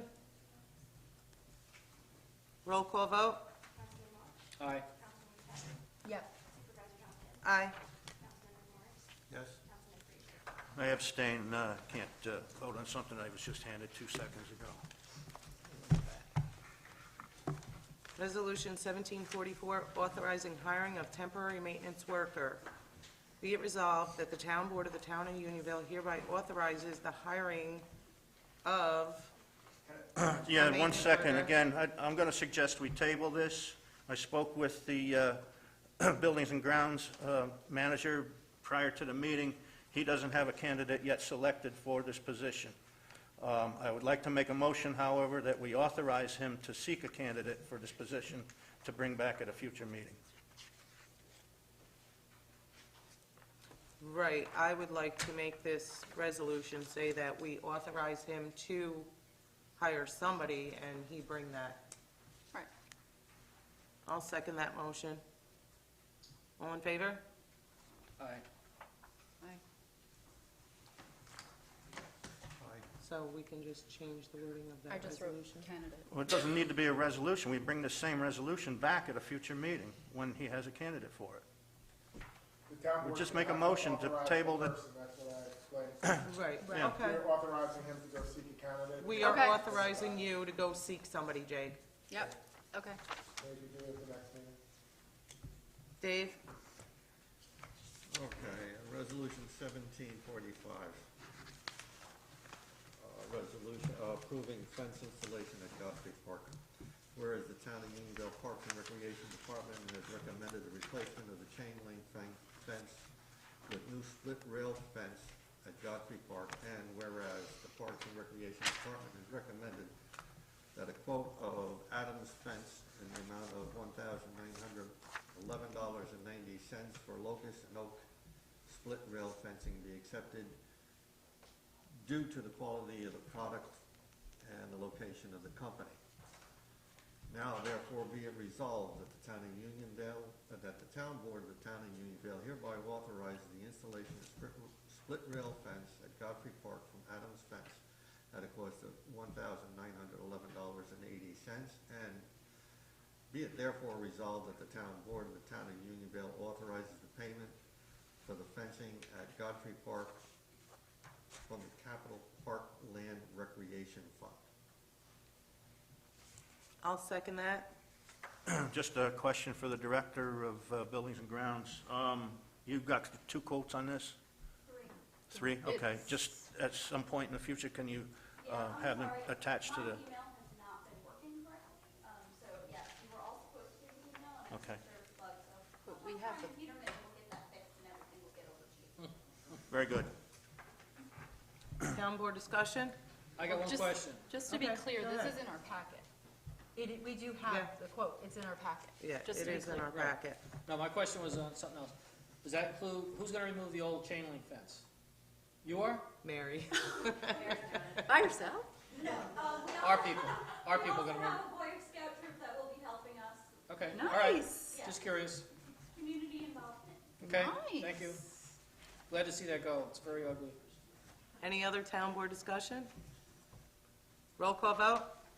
Councilman Welch, Yes. Councilman Kelly, Yes. Supervisor Thompson, Aye. Aye. Aye. Steve? Resolution 17-46, approving summer and senior busing. Whereas the Town of Unionville Park and Recreation Department has obtained quotes for busing for summer and senior trips. Now therefore be it resolved that the Town Board of the Town of Unionville hereby authorize and approve the following busing for the summer camp and senior trips. Lake Compounce JTR Transportation, $3,800. Mountain Creek JTR Transportation, $3,800. Bronx Zoo JTR Transportation, $3,800. Sandy Hook Beach JTR Transportation, $5,160. City Field JTR Transportation, $1,000. Senior Trip A&N Transportation, $1,300. Questioning the adoption of foregoing resolution was duly put to a vote on roll call, which resulted as follows. I'll second it. Town board discussion? No? Roll call Where's vote? the senior trip going? Mamma Mia, Westchester Broadway Theater. Oh, okay. Just curious. Are you old enough? Yeah. Roll call vote, Andrea? Councilman Welch, Aye. Councilman Kelly, Yes. Supervisor Thompson, Aye. Councilman McCoy. Aye. John? Okay, resolution 17-47, approving water aerobics fee. Whereas the Town of Unionville Parks and Recreation Department desires to hold summer water aerobics programs commencing the first Saturday in June and going to the pool classes, and whereas the Town of Unionville Parks and Recreation Department has suggested the following fees for the water aerobics programs: $40 for the course for Unionville residents, $60 for the course for Unionville non-residents, $10 per session on a drop-in basis. Now therefore be it resolved that the Town Board of the Town of Unionville hereby approves the above stated fees for the water aerobic program starting for 2017. I second it. And I also thank you guys for putting that together, since that was a discussion since last year. Town board discussion? All I can say is I guess it starts on Community Day then, June 3rd, right? You in, John? I'm not in it, but I'm going to, Aye. oh, yes. Roll call vote? Councilman Welch, Aye. Councilman Kelly, Yes. Supervisor Thompson, Aye. Councilman McCoy, Aye. Councilman Frazier. Aye. I will Karina? say synchronized swimming is my favorite Olympic sport. $40, John. But like to do or just to watch? Just to watch. Right, yeah.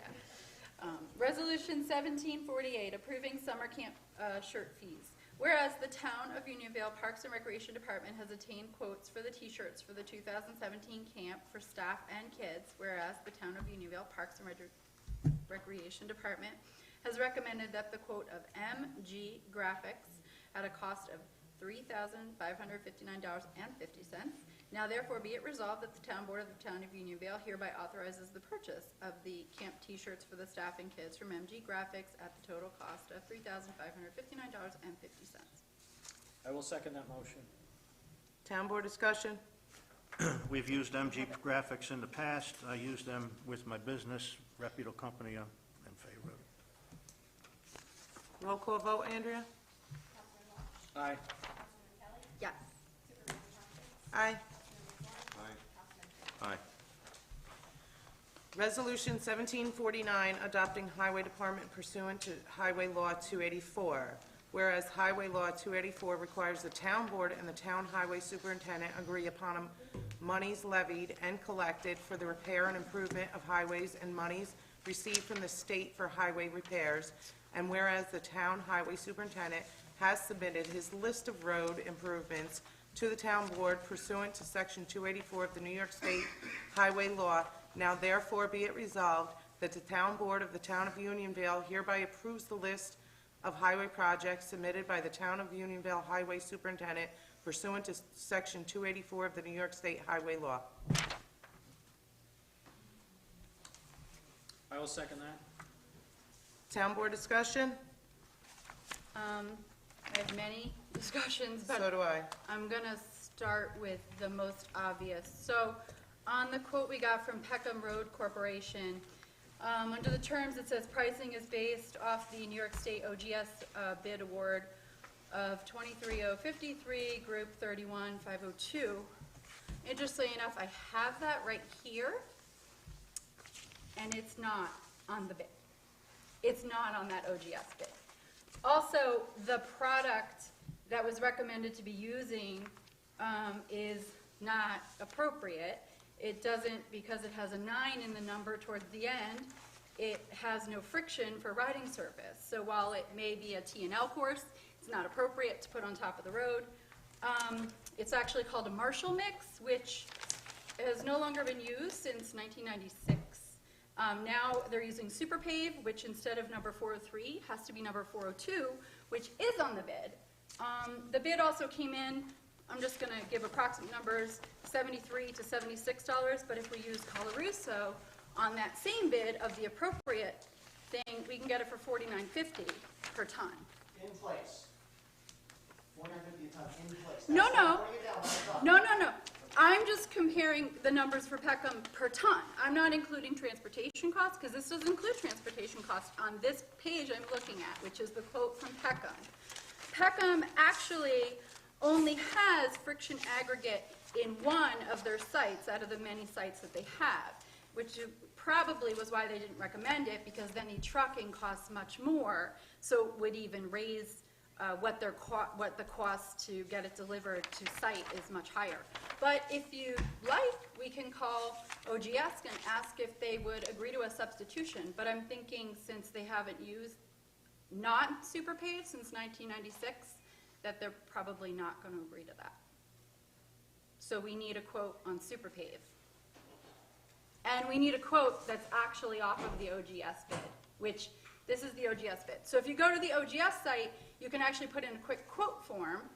And the quick quote form, you can then tag who you want to give you a quote. You tell them how many tons you use, the thickness, the road, and then you would get a quote from 3 different people, which would all be comparable because they're all looking at the same numbers that you're identifying of what your T&L course would be and what your top course would be of appropriate. You think it's going to beat this price? It may be a little bit above this, but they all may be a little bit above this, because this is just the quote for what the per ton cost is.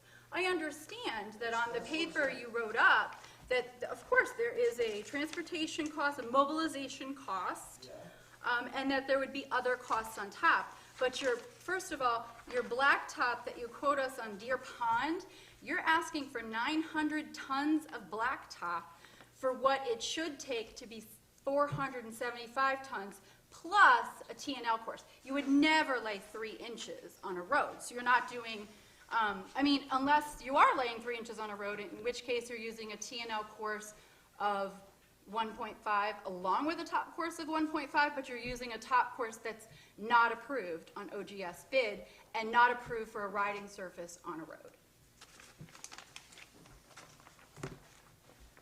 I think we're losing. Also, Mr. Wisman, Yeah, you can tell us an election, that's for sure. You should stop listening to your husband. excuse I'm me. not being elected this year, I'll up again, just but like I did last year on Meadow Ridge Lane, when he was wrong. he wasn't He was wrong. wrong. And Well, we Mr. will Wisman- I don't see, know why he doesn't work for the county anymore, because they got rid of him. they didn't get rid of him. Nothing there.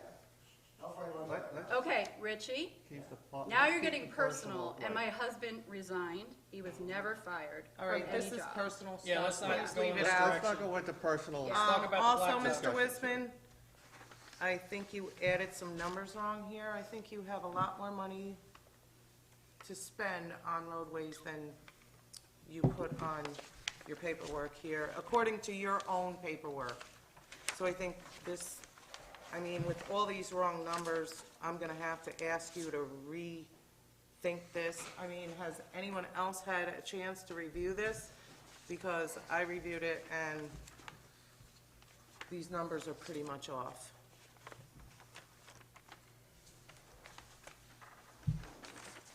Well, I can't even, No, he didn't. He didn't understand it. I did. our bookkeeper should not have to review our math. And I don't think you should bring him into this either. This is getting personal again, Mr. Wisman. On specific questions for like Deer Pond and Oswego, you say pipes $2,000. How many pipes, and are you replacing in kind? I think I had 10 crossings or something like that. Do You you don't- receive you don't- tickets from each truck when they bring blacktop in? Yeah. And you keep those? In fact, I have them all in my pile of work. Okay, I'd like them in the file up here. Are you doing berms on these roads? No. None at all? If there's a place where I think it needs it, then yes. Okay, Maybe so Oswego, I might why install it. 900 ton of blacktop on .48 of a mile of road, but only 1,500 on 1.52 miles? It's less than a third, but you're using, I think, probably about 400 ton too much you quoted.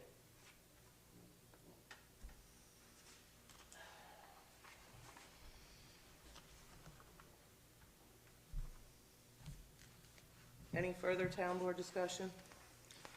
Well, I would like to know, is it 10 pipes on Deer Pond, and then how many on Oswego? You just kind of give us a total number.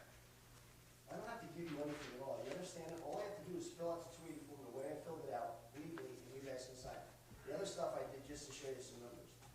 Actually, we can show you from other towns that they are typically much more comprehensive, because the role of the town board, no, I can show you many towns, because I went to the Association of Towns. But we approve whether you get to spend the money out of the budget. So whether you like the way we run it or not, we do owe it to our taxpayers to figure this out.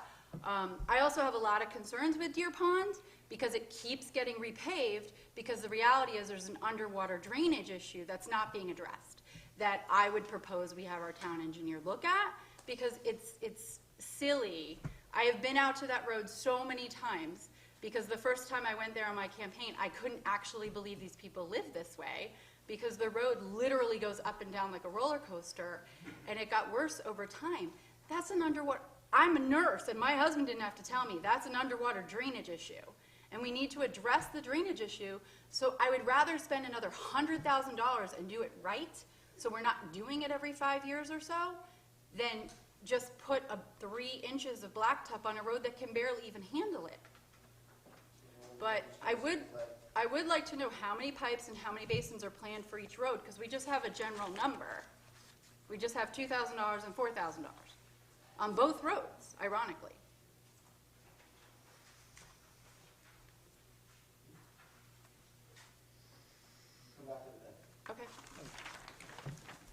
All right, can we table this resolution for the next? Yeah, can I say meeting? something before we table it to the next one?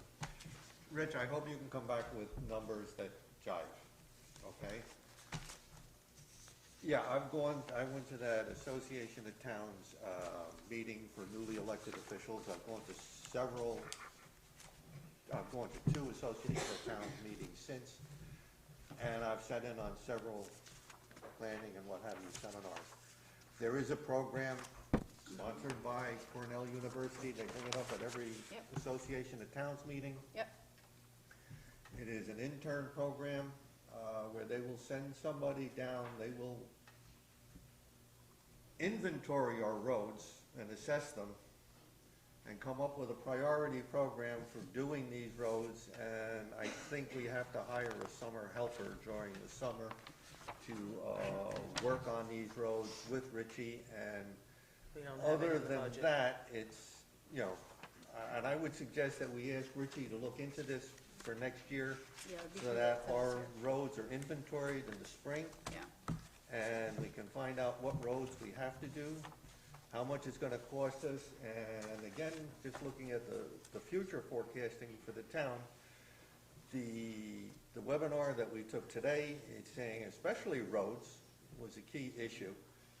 How much is going to cost to repair them, how much is going to cost to maintain them, and how long we can expect for these roads to last. Yeah. And what we can do to make them last longer and reduce the costs. The cost of our roads and repairing them far exceeds what it actually costs us in tax money. It's what it costs the taxpayers in repairs to their vehicles and all. I know, I spoke with Richie earlier this year about Hoofprint Road, and the school bus is still bouncing through that culvert pipe. I think it's time we had the roads looked at. I'm not an engineer. I can't tell you what's wrong with them. I'm not even gonna try to tell you what's wrong with them. I'm not even gonna try and tell you how to repair them. I'm not an engineer. But if we can get the engineers or these interns to come down and give us the proper information that we need so that we can plan for the future, I think it's well worthwhile, even if we do have to put it in our budget for next year.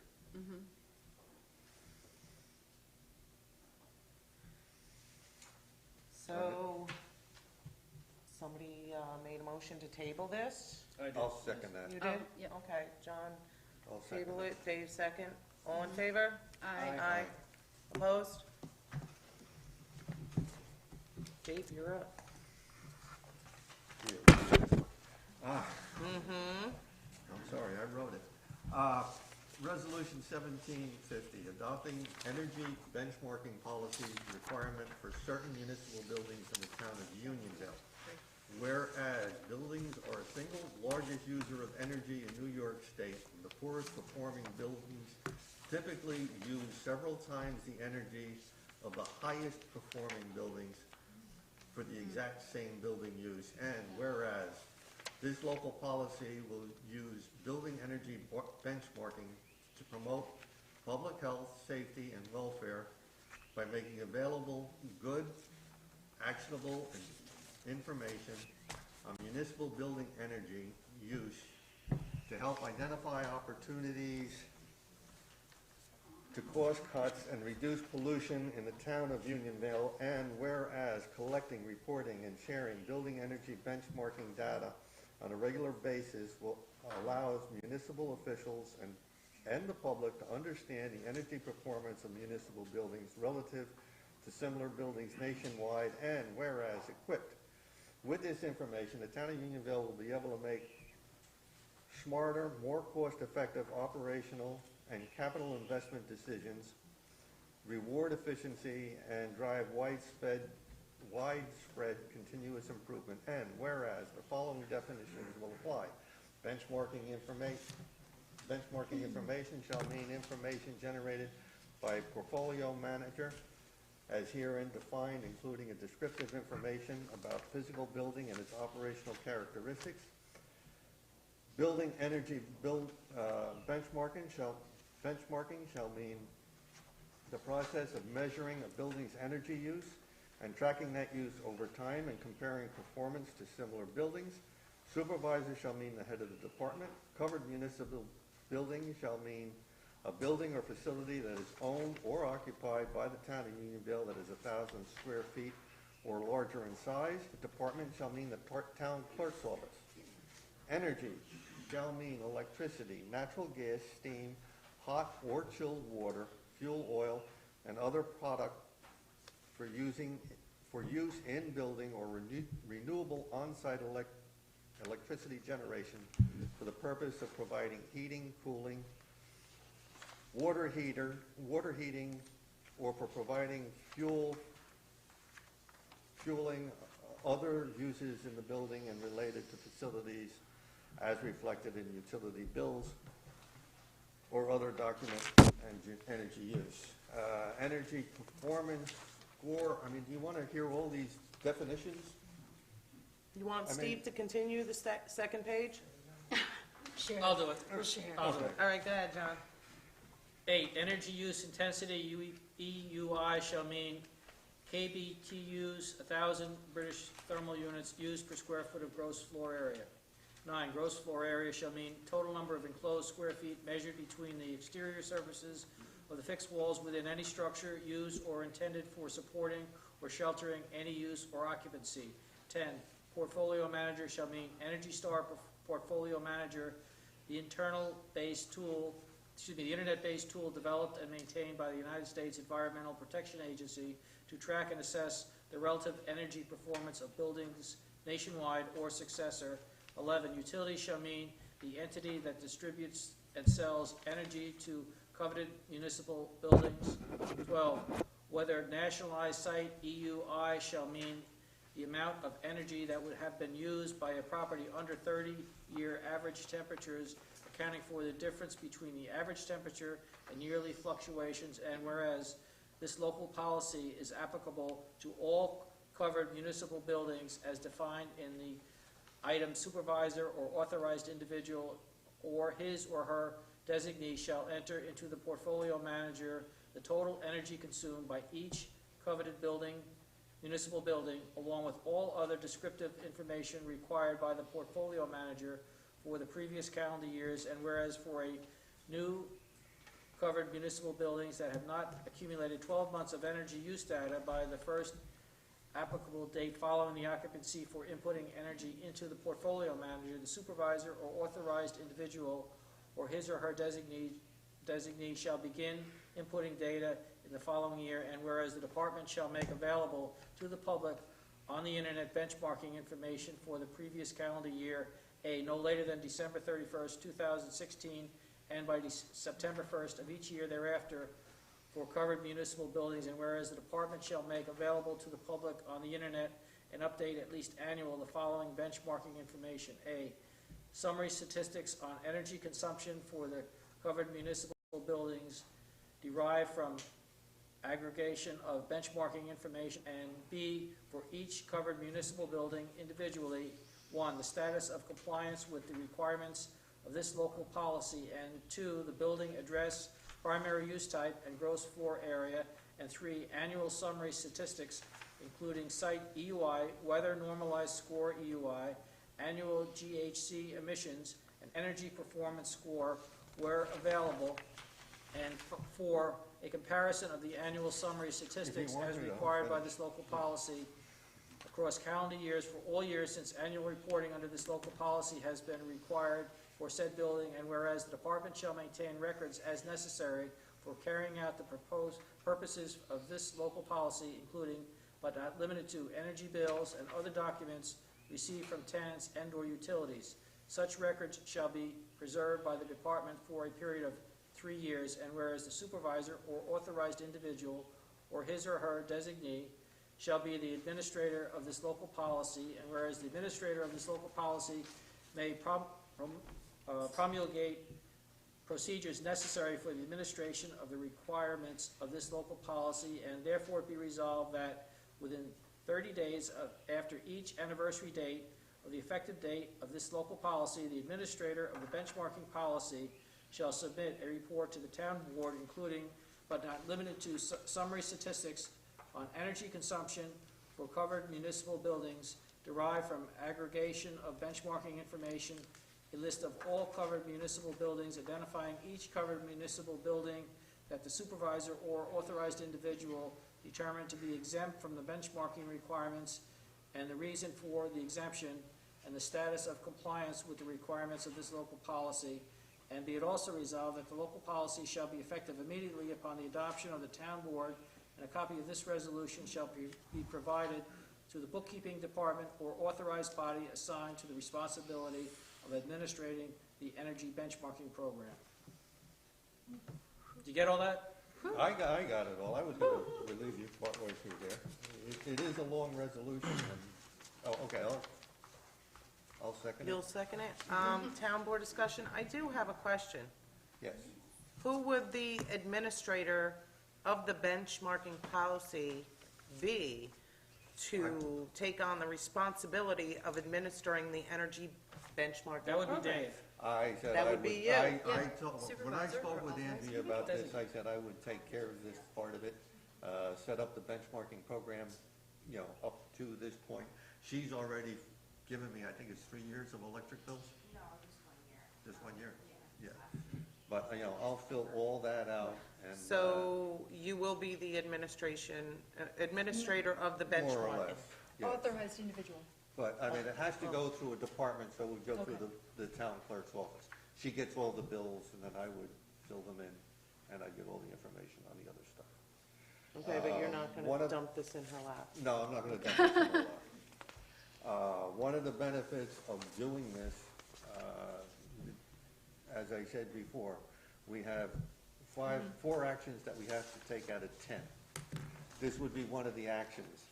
Doing the benchmarking could very possibly solve 2 of the actions that we have to take. One, benchmarking. The other would be clean energy upgrades, such as the LED lighting that we put in, the going to natural gas down in the town park. I think we did that at the This highway up department here? too, didn't The we? Propane. Yes, we did. Huh? Propane. Propane. You know, which The we might generator do with here. propane and- We should do here, now we have the Yeah. tank of Right. gas Right. outside. The changing of the insulation down in the barn. All these upgrades, but that would have to be documented, you know, in the benchmarking. And that would be the purpose of doing the benchmarking. So that's the first phase of getting, you know, the 4 actions. I have a question. Excuse me. Second page, third whereas. Is that a typo on the date? I was gonna bring that up, that should be 2017, December 31st. I wondered that Before the too. vote. Is this resolution time sensitive? Well, let's put it this way, I mean, it's not really time sensitive, but, I mean, to me, it would be something we want to get. Well, here's the thing. As soon as we get started on it, I was handed the stack of resolutions here 30 minutes before the meeting. This one's fairly complicated. I'd like a little more time to look at it before I vote on it, and if possible, table it to the next meeting.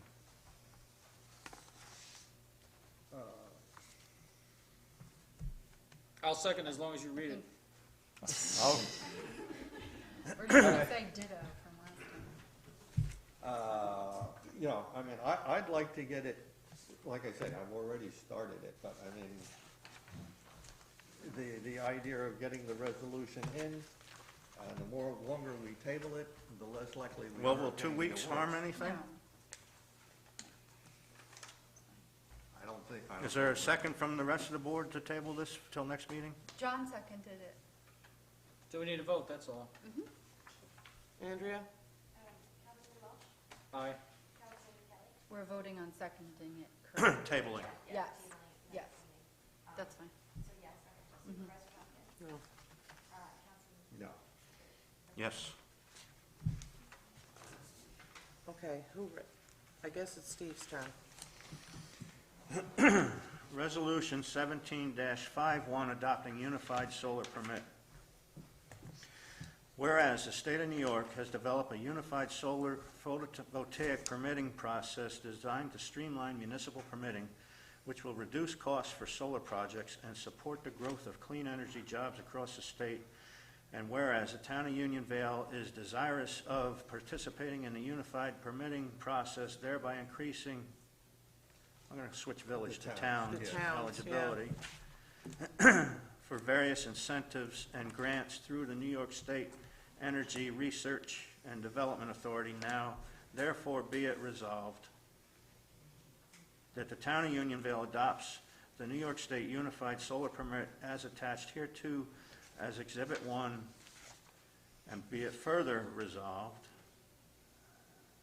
got some redundancy here, that the town board authorizes the supervisor to complete the grant application through the streamlined permitting program to allow for the town to receive a grant award up to $2,500 from the New York State Energy Research and Development Authority for the adoption of the unified solar permit application, and be it further resolved that this resolution shall take effect immediately, and a copy of this resolution with Exhibit 1 shall be provided to the building department. Questioning adoption of the foregoing resolution was duly put to vote. I'll second it. Question. Yes, I Do you- did talk to George. Well, that was question number 1. Question number 2, where is the permit that Yeah. is supposed to be attached? Did I send you a copy of that, Tom? Maybe I didn't. I'm not sure, it's a standard, It's a standard standard form. state application. I don't know how we vote on something that we don't have the permit in front of us.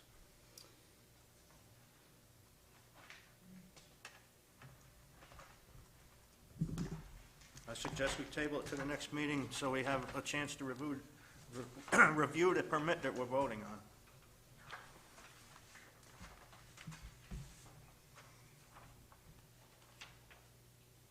I'll second that. Roll call vote, Andrea?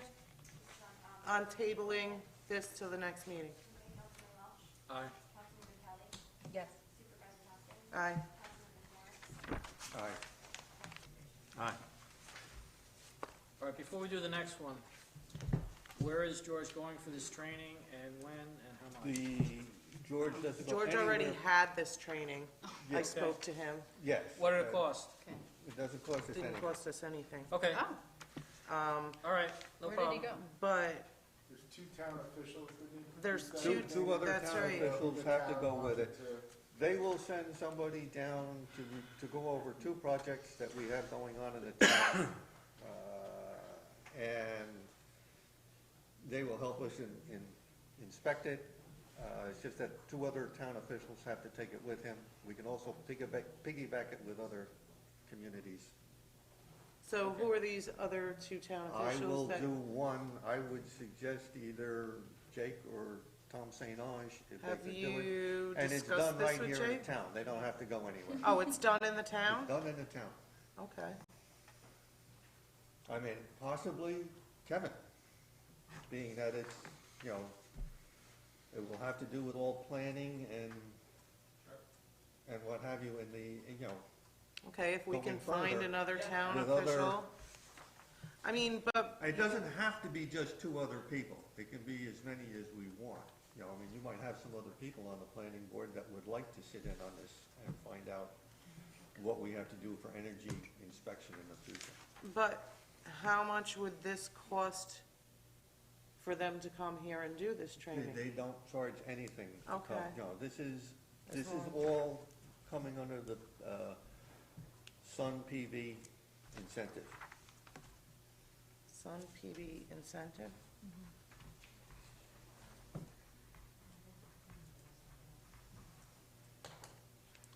Okay, Okay. resolution 1752, approving energy code enforcement training. Whereas the town of Unionville Code Enforcement Officer George Kolb has attended the energy code enforcement training at no cost. Now therefore it be resolved that the town board of the town of Unionville hereby authorizes George Kolb to attend this energy code enforcement training at no cost. I'll second it. you want to add the other town officials to it, authorizing them to attend? I didn't know. Well, who so the far, town we board only have wanted to one. But attend. Kevin Yeah. volunteered. Kevin volunteered and Dave said he volunteered. Yeah. Okay.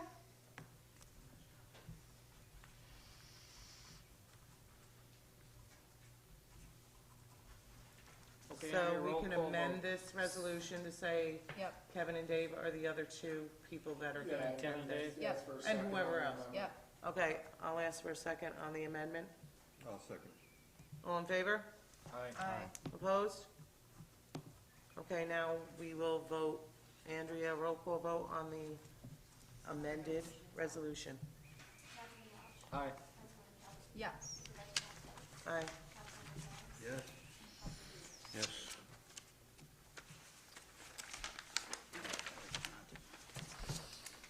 All right. Resolution 1753, authorizing pursuant of financing for Timer Park remediation. Whereas the town of Unionville was required to have remediation work done at the barn building at Timer Park, and whereas only a portion of that work was covered by the town of Unionville's insurance policy, now therefore be it resolved that the town board of the town of Unionville hereby authorizes the town supervisor to pursue financing options at the terms most favorable to the town of Unionville for the completion of the remediation work at the barn building at Timar Park and to complete and further repair the building at a cost not to exceed $100,000. I'll second it. Town board discussion? Yeah, back during the budget process, John and I cautioned against a negative tax rate. Had we gone with a zero flat tax rate, we would have the money on hand to take care of this. And now we're having to go out and borrow money to take care of this problem. We do I don't have think the money. that is prudent. We have money in the contingency fund. It is not even halfway through the year. The dam issue is coming up and everything else. If this stuff would have been taken care of years ago when Well, it should have been. we knew then that. Excuse me. Okay. If this stuff would have been taken care of years ago when it should have been, we wouldn't be facing this right now. We also, Tom St. Ange and I have been working on getting money back from the dump, when they covered the dump. We should be getting $313,000 back. I don't know if we're gonna get that money back in time, so our plan was to go out for it, get the money, soon as we get that money, pay this off. We do have grant money coming in, though it's not, we're not sure that it's gonna come in time. If it does, then we just don't go borrow the money. If it doesn't, we borrow it until it comes in. So it'll be short term. Right, Yeah. yes. Plan for the worst, hope for the best. Yeah, plan for the worst, right, exactly, we may not have to do this. But if, Jake says they should be done in the next 2 weeks, they're gonna wanna get paid. We haven't received that money yet from the other things. Sure. Just to follow up, those items that you listed that we need to take care of, we knew about when we were preparing the budget. This is an unforeseen item that, we cautioned that could occur, and again, we're facing borrowing money to cover that cost when we wouldn't necessarily have had to do that. Okay, again, when we were talking about the budget, and when we were adopting the budget, and this was brought up, I pointed out that there is nothing written anywhere about any future planning. There's nothing for capital improvements. There was no future there's no projection of the budget. So why didn't you take care of that? Well, I suggested it, but that comes under, each department has to take part of it. There was nothing, I didn't see anything for the parks, I didn't see anything for the highway. This is something that I was told that, oh yeah, well, we were doing this, but there was nothing written. I suggest you take the webinar. I will. it should help you a lot, understanding why we do for multi-year planning. And why it should be done. So that we do know, and when the town board changes, they know what we were looking at. And they have something to go by. This was an unforeseen circumstance that happened after the budget was done. I did not know that the sprinkler system was gonna explode Right. and we were Who would gonna know? find these Yeah. things. Things happen, and this is our way of taking care of them. That's why we had contingency. Yep. Roll call vote, Andrea? Aye. Yes. Aye. Aye. I will vote in favor because we need to pay our bills regardless, but I'm not happy about it. We already did this, so we don't have to read this. Okay, what is our next? Public comments on non-agenda. Okay, we'll take public comments on non-agenda items now. Kevin? We're dropping that last resolution. We Yeah, we already did It it. was the public hearing. We started off with it.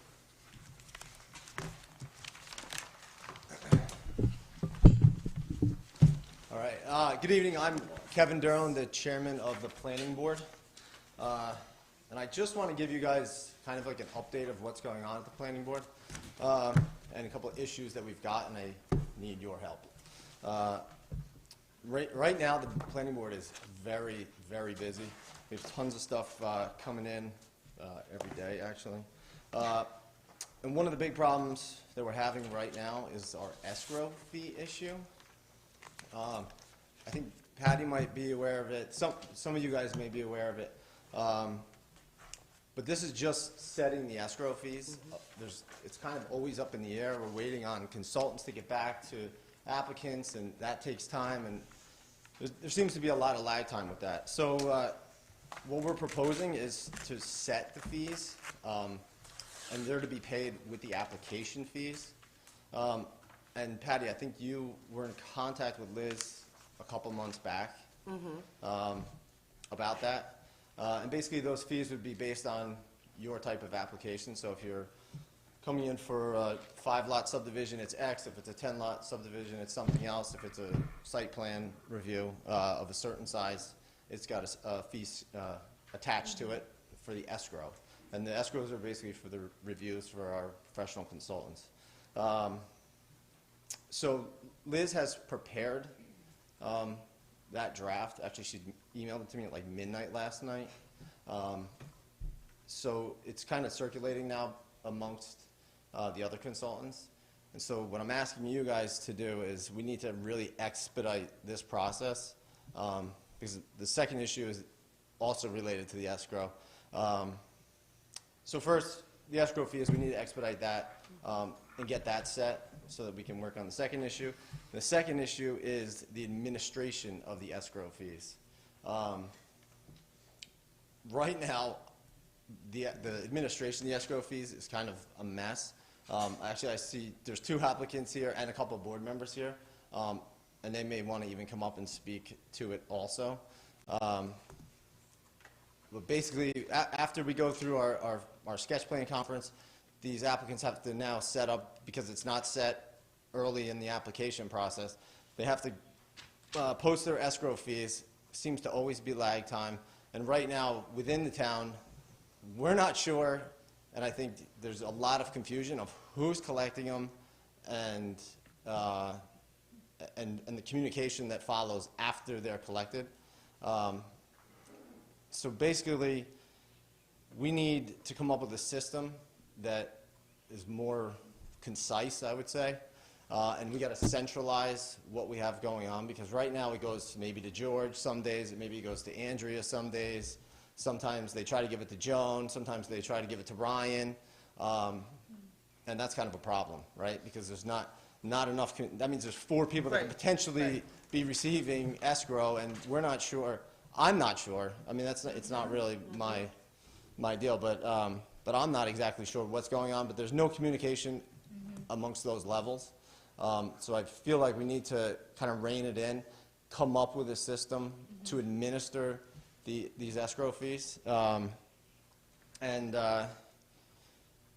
Basically, our recommendation is, or what we think would work best, is almost what we used to do, and that was the secretary of the planning board used to be in charge of collecting those escrow fees. And that basically helps us to centralize the planning board itself, everything, the applicants, the consultants, myself, other board members. So we are all kind of can lean on the secretary and get a handle on where these escrows basically are.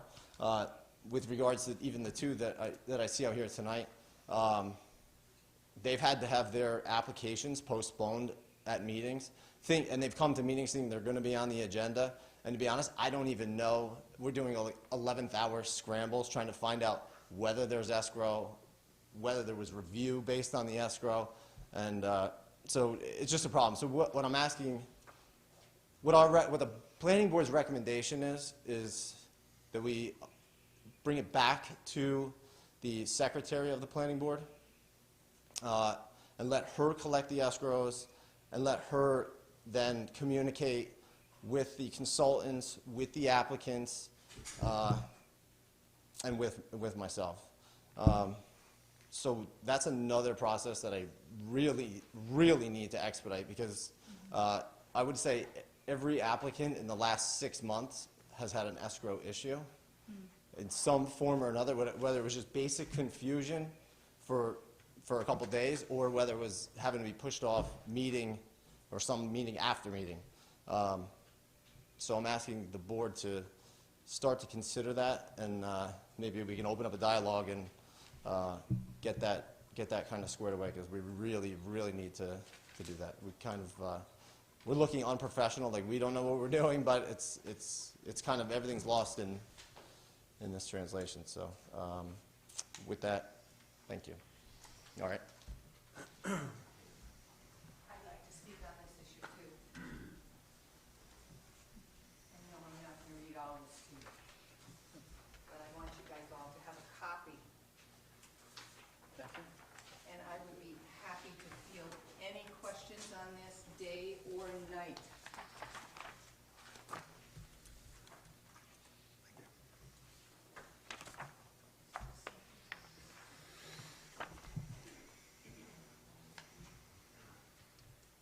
Okay, my name is Tana Jones-Kinnery. I'm married to Scott Kinnery, who's one of the longest-standing planning board members. We have been before the planning board on a couple occasions with applications. And I would like to address a problem that is persisting in our town.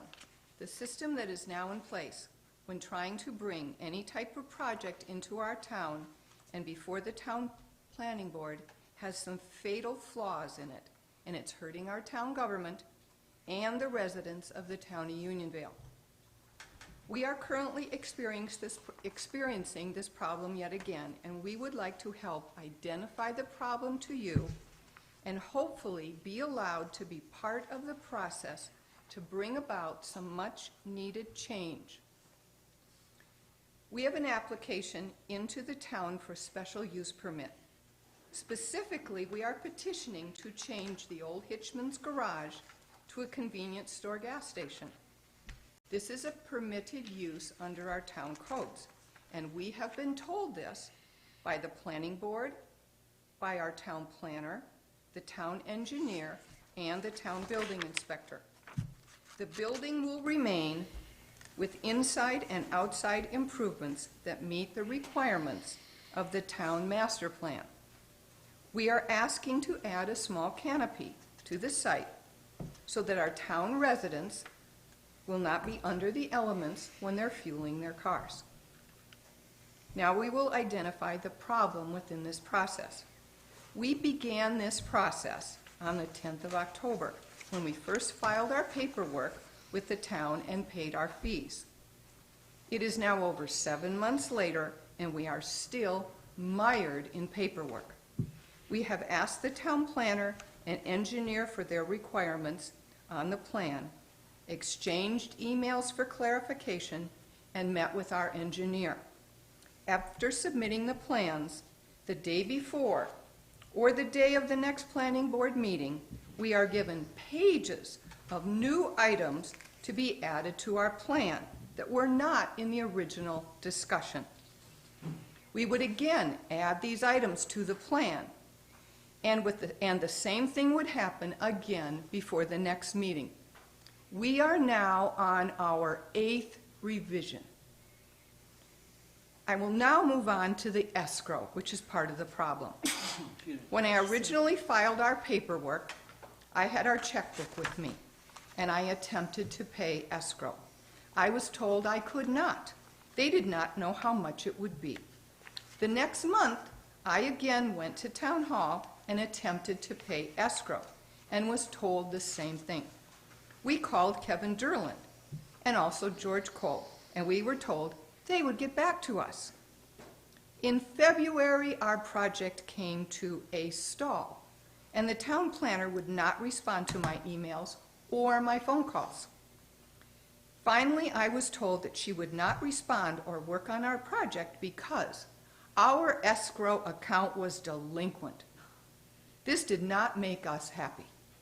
We immediately sent the town a check for $3,000. At the town planning board meeting in April, we asked if our escrow account needed replenishing. We did not know because we have not ever received any kind of a statement accounting for any of the money that's been spent out of our escrow account. We were told they would get back to us. 2 weeks ago, we met with George Cole, checkbook in hand, at his office. We again tried to pay our escrow account. We were told they would get back to us. Finally, last week, Scott talked to Kevin Durland and was told to bring $2,000 in for the account. He did so that very day. Again, I want to state, we have never received any accounting for this money. But last night at the public hearing, for our project, we were told that the town planner had not reviewed our plans because there's no money in the escrow account. How can that be? And you gave the accounting for the escrow, and our $2,000 check is floating around somewhere. Where is it? Who did you give it to? Planning board set the check. Okay, so where is it? So where is it? But our project is on hold because she wouldn't look at our plan. So we have been put off for another month. We have asked, and we've asked, and we've asked. And now I want to attempt to put these two problems together. The more times that the town planner makes new demands on an applicant, and the more money they can bill the applicant's escrow account. And there is no stopping point to this process. It can go on and on and on, month after month. It is in the best interest of the town planner and the town engineer to do this, as their fees just keep mounting. I would like to give 2 examples of this. I could give you 40. I'll give you 2. After turning in our initial plans, we were told we needed to label part of the parking employee and tenant parking. We made this change. About 5 changes later down the road, we were told to take away the tenant and just label it employee parking. Example 2. We were told the night before the April Planning Board meeting that we did not have a mature tree listed in the rear yard of our plan. We were asked to redo the plan and label this tree. However, the tree was a stump taken down by the neighbor because it was dead, and it was on his property. I brought a picture in of the stump that was clearly on the neighbor's property. The irony of this is that we, through our escrow account, had to pay the planner to make this request. She had never visited the site. She had gleaned this information from an old satellite image. Are you getting a feel for the problem all the applicants are facing? This is hurting our town. It's taking away tax revenue we could be collecting if these projects went through quicker. And worse, it is causing many applicants, like Larry Mattiello here, to abandon their applications and cut their losses. Now the town loses forever the increased tax revenue. We would like to propose to the town supervisor and to you, the town council, appoint a committee to propose changes to these current policies and to bring their suggestions back to you, the town council. Scott and I and Larry, we would like to volunteer to be on this committee. You don't have to pay us, we'll just do it in order to make this a better process so that it makes our town a better town. Larry Mattiello tried to do an application and gave up $7,000 in escrow bills that he paid. He gave it up because there was no end in sight. So thank you for your kind consideration. I will field any questions on any of this, anytime. If I could just stand up again, I just want to clarify. Sure. Just for a couple minutes. With regards to, she mentioned both of those escrow issues where I was mentioned in it. The reason that I didn't get back to her or anybody else get back to her is because nobody knew the answer. There was nobody could figure out who to go to in town for the answer, because somebody maybe collected it and then it went to somebody else and then it went to finance or something, but there's never been a report that has come back to us. So I have never seen any accounting, period, for any escrow, for any billing, for anything with regards to consultants or escrow fees at all, I period. think that's the secretary's job.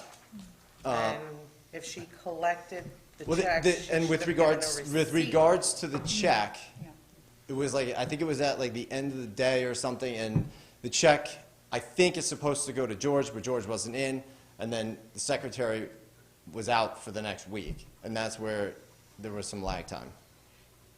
She didn't want to put the check somewhere random, and that's where that went. But the could give it to secretary, the clerk, the she could give it to the secretary, finance. the secretary only has, and I don't know if everybody knows this, but the secretary only has 3 hours a week allotted to the planning board.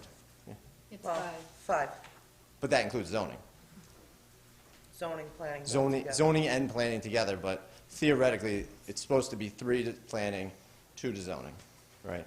She used to have like 15 or 18. So with regards to the administration of it, if it's not going to be Joan, then somebody has to be appointed the administrator of this escrow situation, right? And I think that's it for now. But the question still stands, if Mr. Kinnery knows he handed it to the secretary to the planning board, why is there not a receipt? I have not seen her collect funds. I have seen the town clerk collect funds. And, you know, before I was elected, like I came in and paid things. And there is receipts given. I know there's receipts given at the recycling center. That I know could be, there's I don't know. receipts given. So that seems like a big so are you saying there is no policy to give a receipt? Because that should be a very clear policy. I can't speak to that because Okay. I'm not a person that takes checks. I mean, I'm Okay. not the town clerk. I'm not the secretary. The secretary, but I think that the secretary took that check from Scott. But the general rule is she is not to take checks. I think the general what we do right now, I think, is George, as of yesterday, was collecting the checks. But George, as of yesterday, in a letter, said, I'm not doing that anymore. Because there's just Letter to two. who? Letter to who? I'm sorry. There was a letter to me. I think it Kevin, went. actually, I was CC'd on it. A letter to Okay. me I didn't see it. and to her. But the process is Well, just the thing getting of it is- so jumbled. George works for the town, and if we decide he's gonna take checks, he's gonna take checks. That might But be. there- right. That might be. But then Right. when if George takes a check and gives it to Andrea or finance or whoever the check is going to, There's no, there may be some sort of recording of it, but then we never see that, or even the consultants don't see that, maybe till a week or two later. And there's no process in place Right. to and a make this run process efficiently. Needs to be put in place. I agree with you Right. wholeheartedly. I think everyone who pays an escrow account should have a copy of each and every bill where every dollar of theirs is going. Right, and it's not just Scott, it's No, I everybody. believe I think everybody Stephen should have- here would probably try to pay if he could, but he doesn't even know what to pay. And we went through this problem last night where we had to push him off the schedule because we haven't established escrow yet, and he doesn't know what to pay because there's no process in place. So between you and the other individuals, you're gonna come up with an escrow fee. That's what I was talking For about. each That letter project. that Yeah, Liz wrote. yeah. Liz is the planner. Yep. And one of the Planner, consultants. engineer, So the planner, the consultant, engineer, whatever. and the attorney Yep. are all going to kind of come up with a plan together. And that's just as far as setting fees. That's not administering this whole escrow situation. I got a question. Yeah. Every month we get this report from the planning board of escrow money and other fees collected. Do you get this? No, You don't get this, why not? Yeah, Who's your why? secretary? I don't know.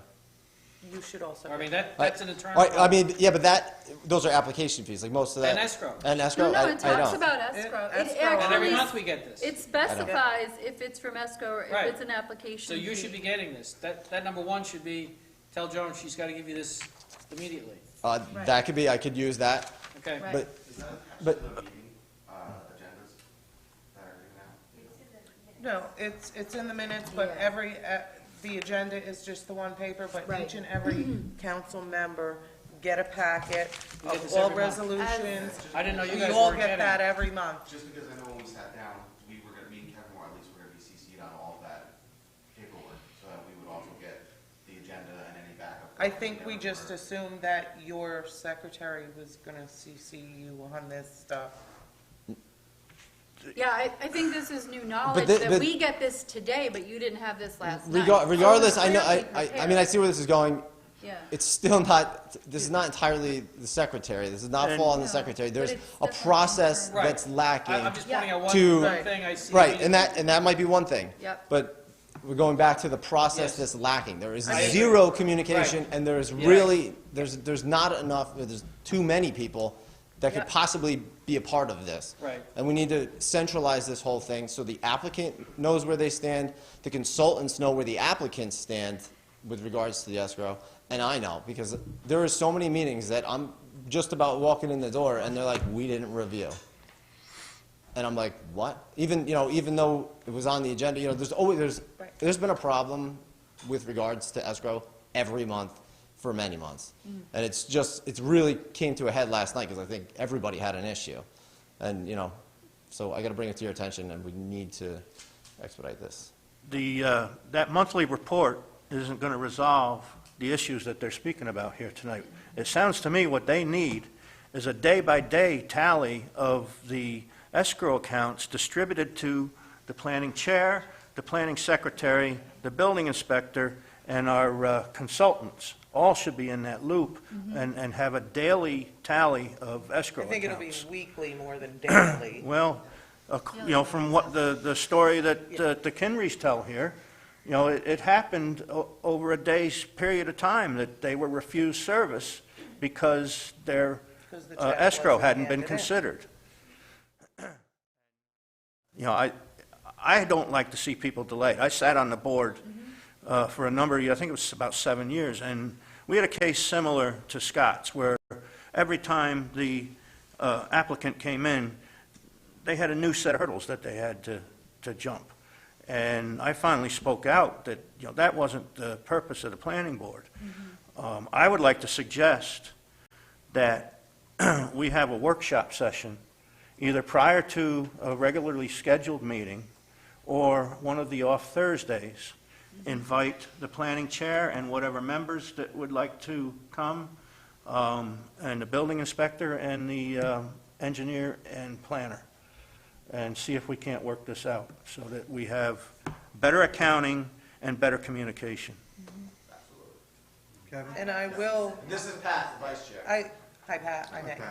I will have Andrea CC you when she sends out the agendas, the town board agendas. That's all we get. Yeah. I don't get a planning board agenda or anything like that, but she will CC you guys on that from here on out. That'd be great. I just have a couple things to say about that, and everything that's going on.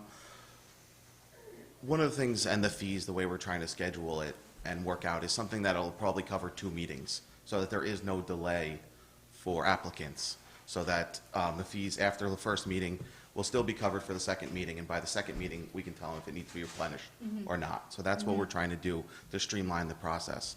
One of the issues that does come up is the secretary. 3 hours a week, it's a disservice to the applicants because they can only have a 3 or 5 hour window once a week to get in, to talk to the secretary, to hand in documents, things like that. I'm not sure if George is accepting applications and money or who is accepting. So that's one of the things, like Kevin said, needs to be put down, who's accepting money, who's accepting escrow, and how it's accounted for. I know in the past, the way the escrow was done was there was actually a spreadsheet and every bill was added to it, which, you know, now, as you were saying before, everything's going digital, everything's, you know, people want to pay their taxes online. So the escrow accounting can be emailed to the applicant and could also be emailed to the board, so the board is aware before the meetings and what's going on. I don't know how quick the consultants are turning the bills in. That's So the that could biggest be another, problem. yeah, that could be another problem. George has been really fighting with them, because how are we supposed to know? Exactly, And so. he's trying to keep track, and they don't hand bills in, and then when they do hand bills in, it doesn't say which account it should come off. That could be part of this process. It that I'm isn't. talking about. Yeah. I mean, these consultants have to get us the bills, so we know. Yeah, I mean, they'd obviously want to get paid fast too, so why wouldn't they have a bill in as quick as possible and as detailed as possible? Right. So it's just, there's just a bunch of things that if we put procedures in place, this can all be streamlined, and I think that the applicants would be more happy, and we're not holding up projects like Scott's station, you know, 7-8 months. And, you know, it's good to get the projects pushed along and get new tax base. All right, thank you. Thank you. One question. I think we need some kind of oversight committee put together to look at this problem. Somebody, maybe one from your board, a couple from the planning board, maybe somebody from the ZBA. Yeah, a little group and try to, and we're against giving the consultants free hand, no, 20 hours and whatever, get them 10 grand, 5 grand, 8,000 for a line lot change. Is there any kind of written procedure? No. There's no written, Just there's no give you the policy or procedure written for the planning And it's board? in the Okay, notes. We have That's- never, that's our ever job. seen any bills from anybody.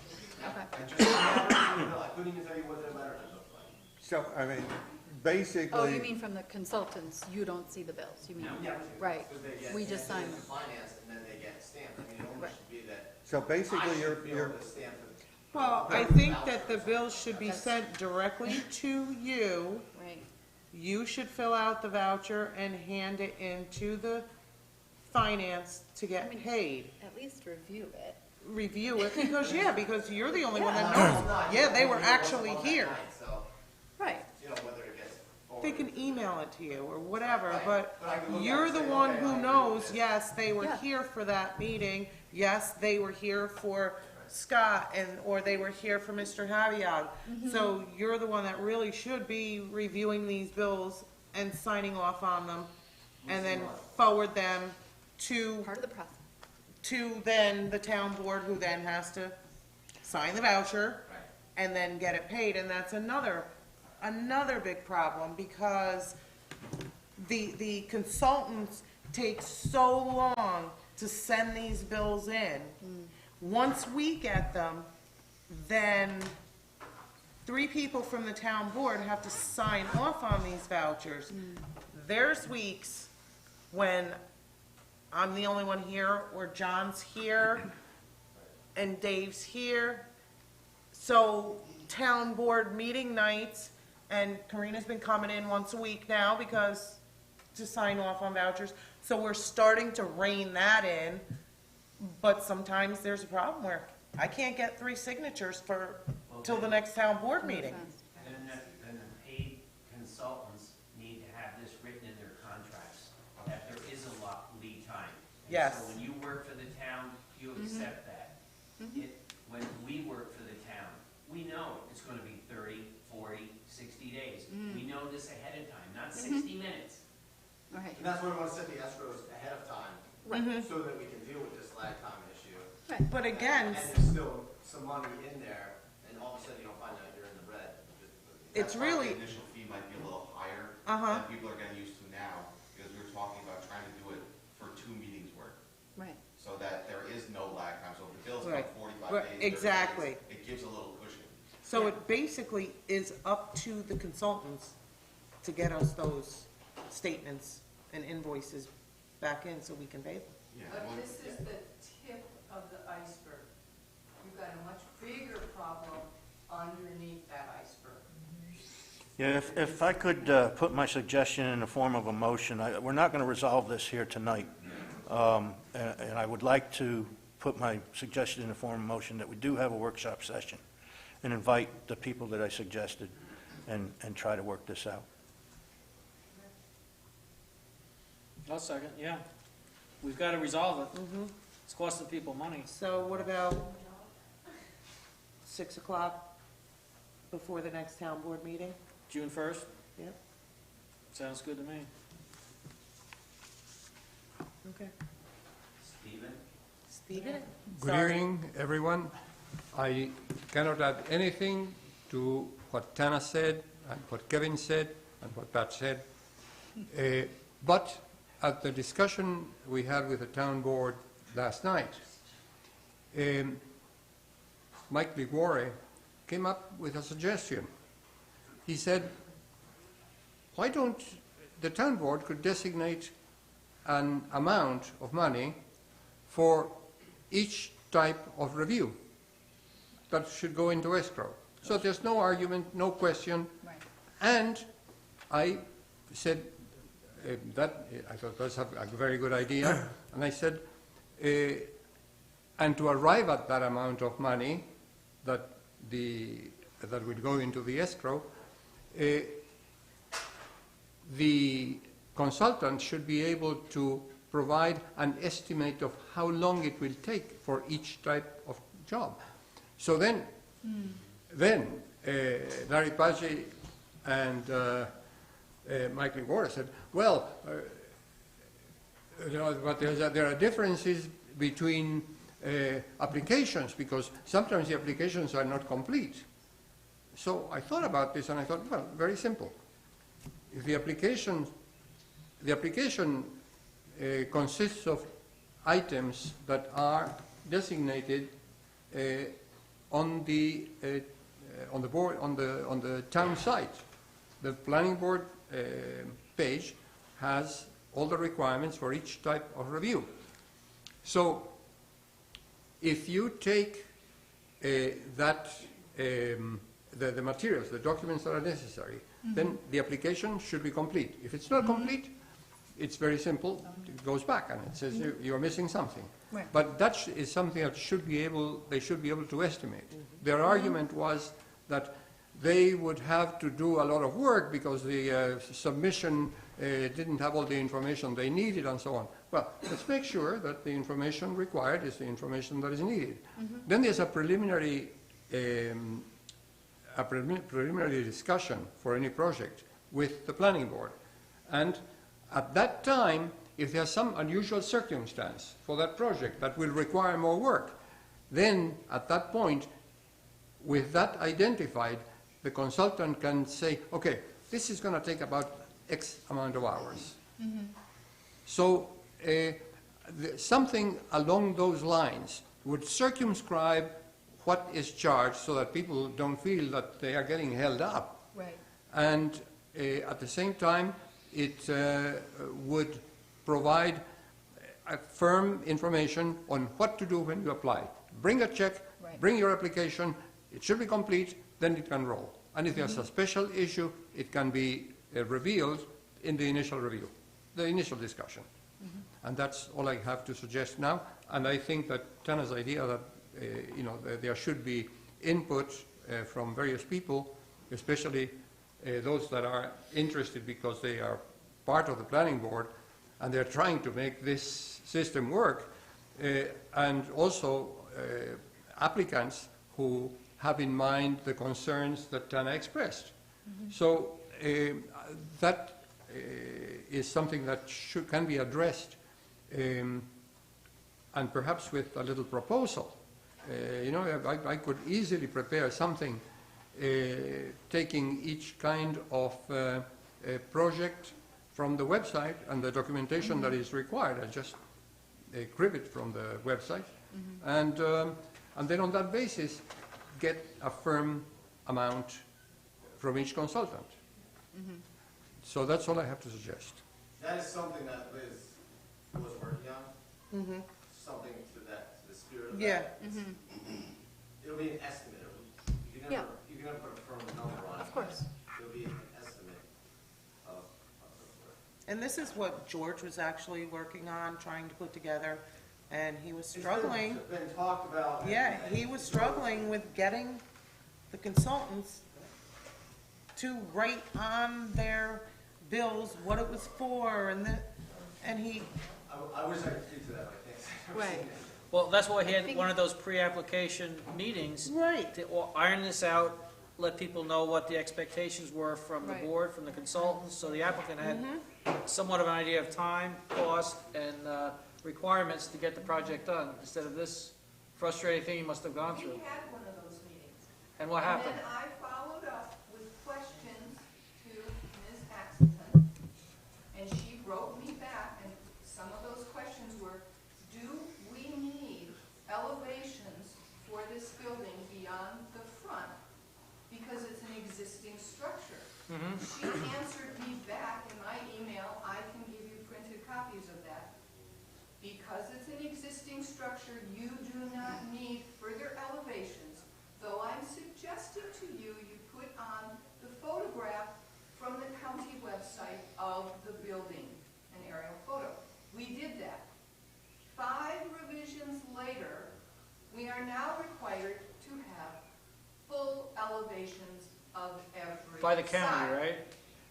And Liz Axelton, Oh, and her too. yes. After 5, As per She's changed. conversation with the county. But that's not true, because I went and met with the county, and the county told me, Janet Tassir said, the counties are only suggestions, they only go by what's kind of rudimentary in the town code, but each application is different, and it would, if they wanted to waive those different elevations, they could.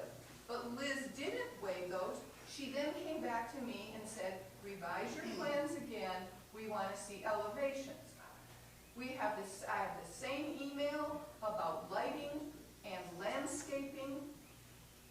It's just a broken system, and it all needs to be addressed. You can't just fix this little part, you gotta fix the whole thing.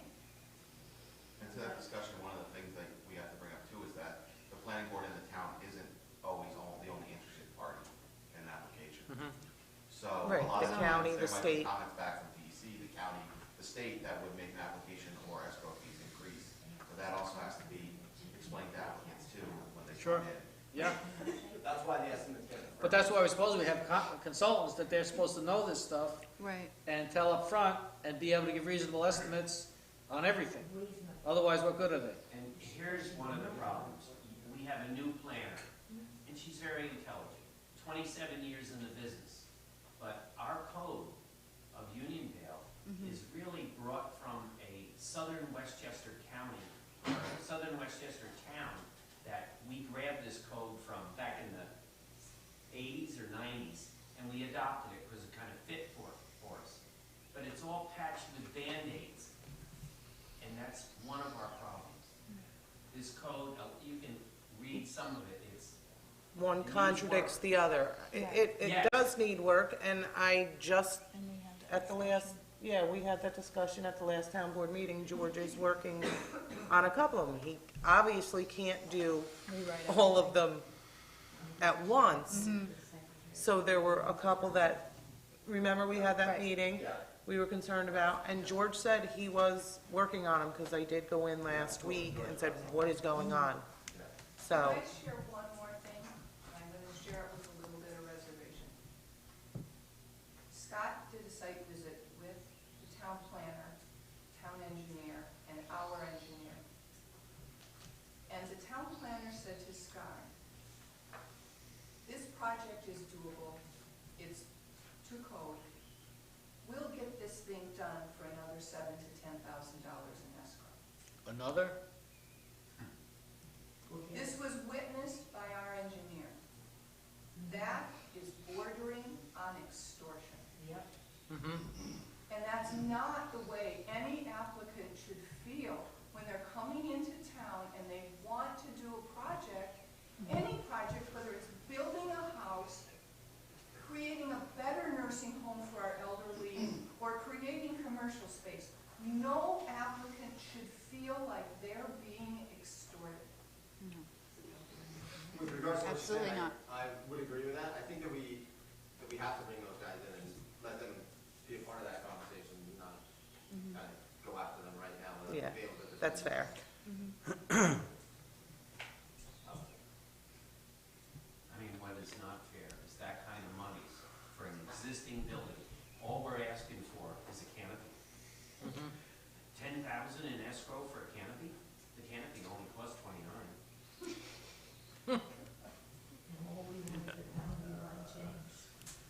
Well, the basic question is, what is there to review? In the canopy, what is there to review? Right. That's, It's that's something why that, the you know, planning board and all these consultants are put in place. That's not our, Setting the fees and setting the schedule is the town board's. Right. I think Right, this so is, we're- this, right, we're gonna take, Yeah, so I think that would be a start to help Right. and work Right. towards a Yes. resolution in this whole Yes. thing. Right. I think this is something we should discuss at the workshop session. yep, absolutely. So we have to see if all of the players can be there. June 1st, 6 o'clock. June 1st, 6 o'clock. Next town You board got meeting. 1 hour. At 6 o'clock, as long as all our players can be here, because we need everyone to agree to that Right. date and time. Or it doesn't really work if we're just discussing it again amongst 2 ourselves. weeks from tonight. Yes. Yes. Would that include the applicants? That'd be a public. Yeah, it's going to be public session. Yeah, I mean, we have to advertise. Whenever we get together, we have to advertise. Everyone, yeah. Anyone who wants to. We should probably check with the consultants too. Yeah. They're- Right. We need to Yeah. confirm. Yeah. Yeah, if we're all just talking amongst ourselves, we're really not getting to the place where we need to. Right. Do you have like an idea of when they can review, like they're reviewing now, those escrow fees? Before our planning board meetings, because we know all those people are gonna be there. When's your next meeting? 21, yeah. Excuse me? Next month. Like, 21st? That might be an easier way to do it. theoretically, So if 4 it was weeks last from now. night, it was 4 weeks from last night. Yeah, I guess. I mean, for all of us to get together, it's the easiest on a town board. Well, do you need them all? There might be an easier way to do it. I'd say, you need all the Still be consultants. The here. consultants Oh, yeah. are probably one of the most important parts to have, Yeah. so, I mean, if we can probably get in touch, somebody can get in touch with them tomorrow, and they're good for June 1st, then Yeah, Then we it's can all just good. get there Right. June 1st. all right. Feel free to ask questions. What's up? Are the consultants going to expect to be paid to show up at this meeting? Yes, I'm sure they Oh, will. yes. Yes, I'm sure. But you know what, that's why I suggested you guys appoint a small committee. Small committees work better, they can get things done. So put 1 or 2 of your council members on it, put a couple planning board members on it, maybe put one of the consultants on it for their input, put a couple applicants on it because they've been through the process, and let those people meet and hash it out and bring a plan to you that's workable. This is exactly what we intend on talking about at At this the workshop. Nothing we're gonna decide tonight. Yeah, there's nothing. Maybe the to say. initial meeting, we wouldn't need to have the consultants. and then bring the consultants in once we have a If they direction. can make it This is to the the next initial meeting. meeting, that's fine. If We've not, already we should started. still do it. Yeah. Yeah. I mean, we've sort of had the initial meeting, like, there's nothing more we're probably gonna resolve amongst ourselves, Right. because we Without don't them. know if they set the escrow fees, we don't know when they've reviewed that, we need all that, we need all the pieces of information. Yeah. Okay, are there any other public comments? Any other public comments? I make a motion, we adjourn. No, I got something to say.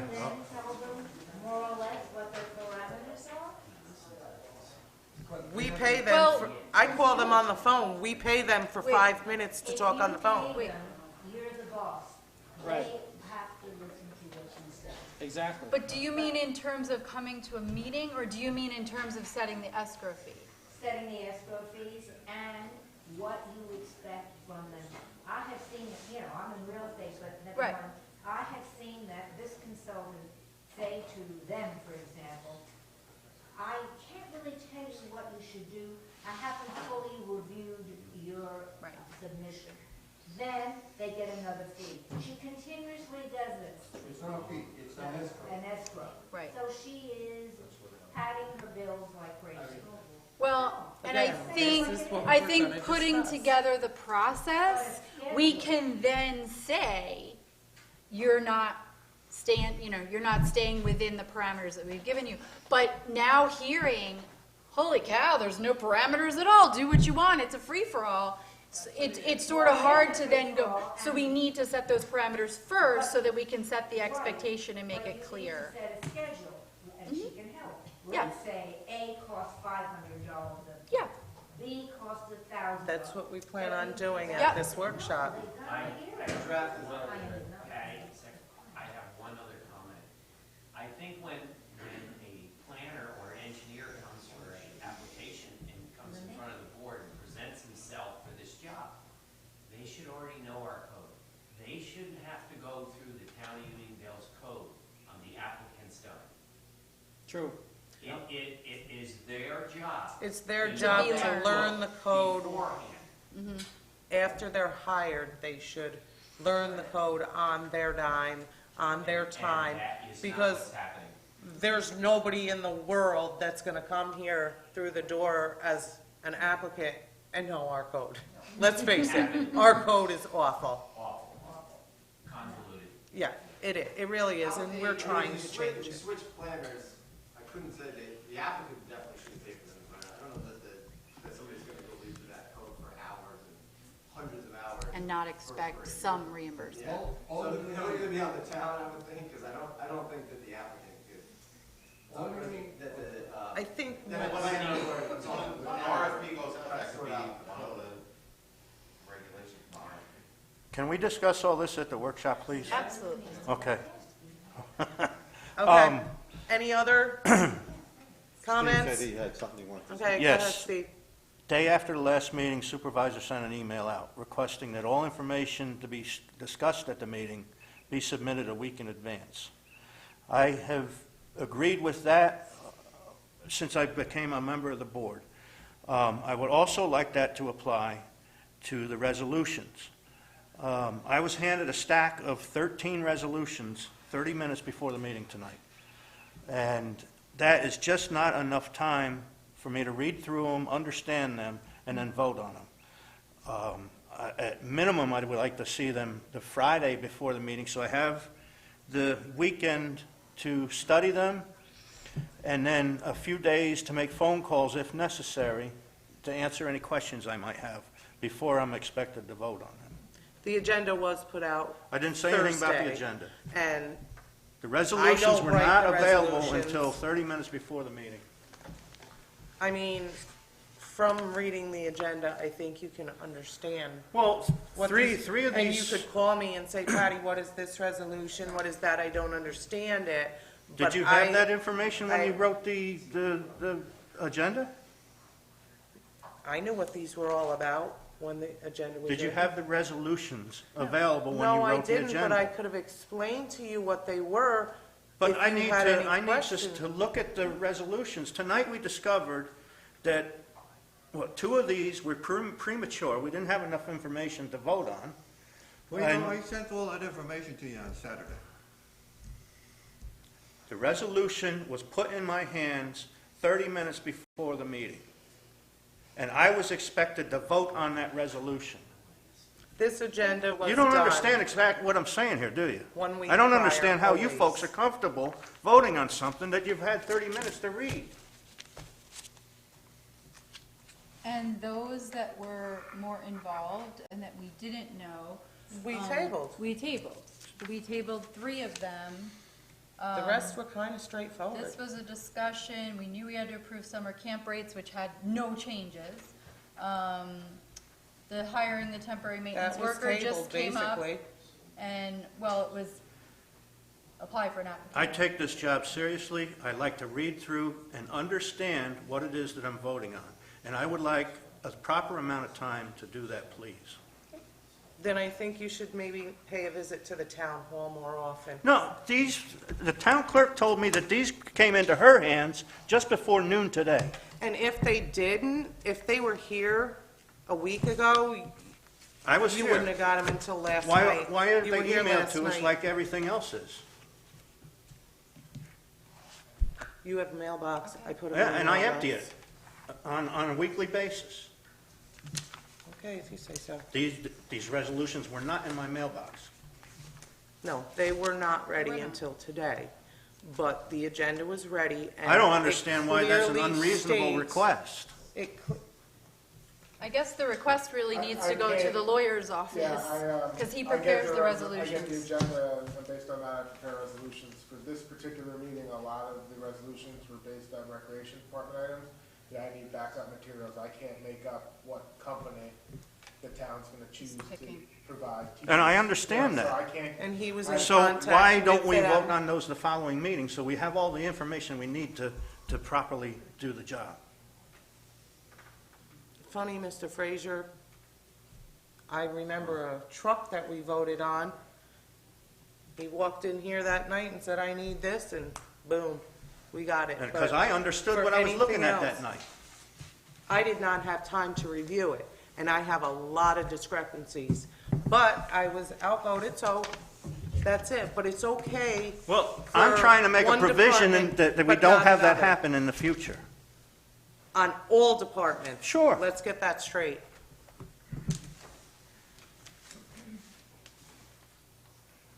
Are there any more comments from board members? I guess that's an unreasonable request.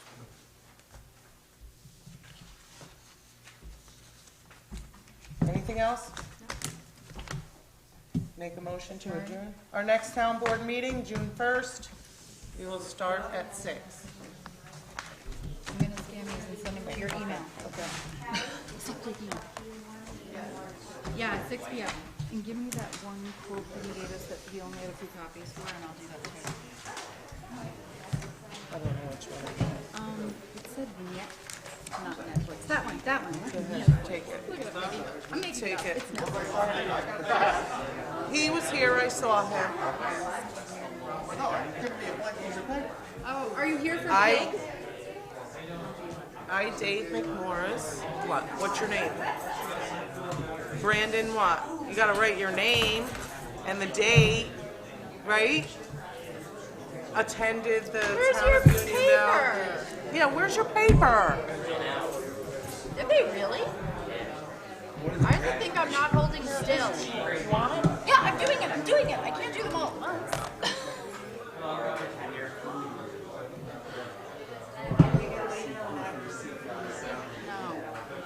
I do. Ryan was so miserable today. I felt so bad for him because of that whole Poughkeepsie Journal thing. They attacked him last night at the meeting, and then that whole thing.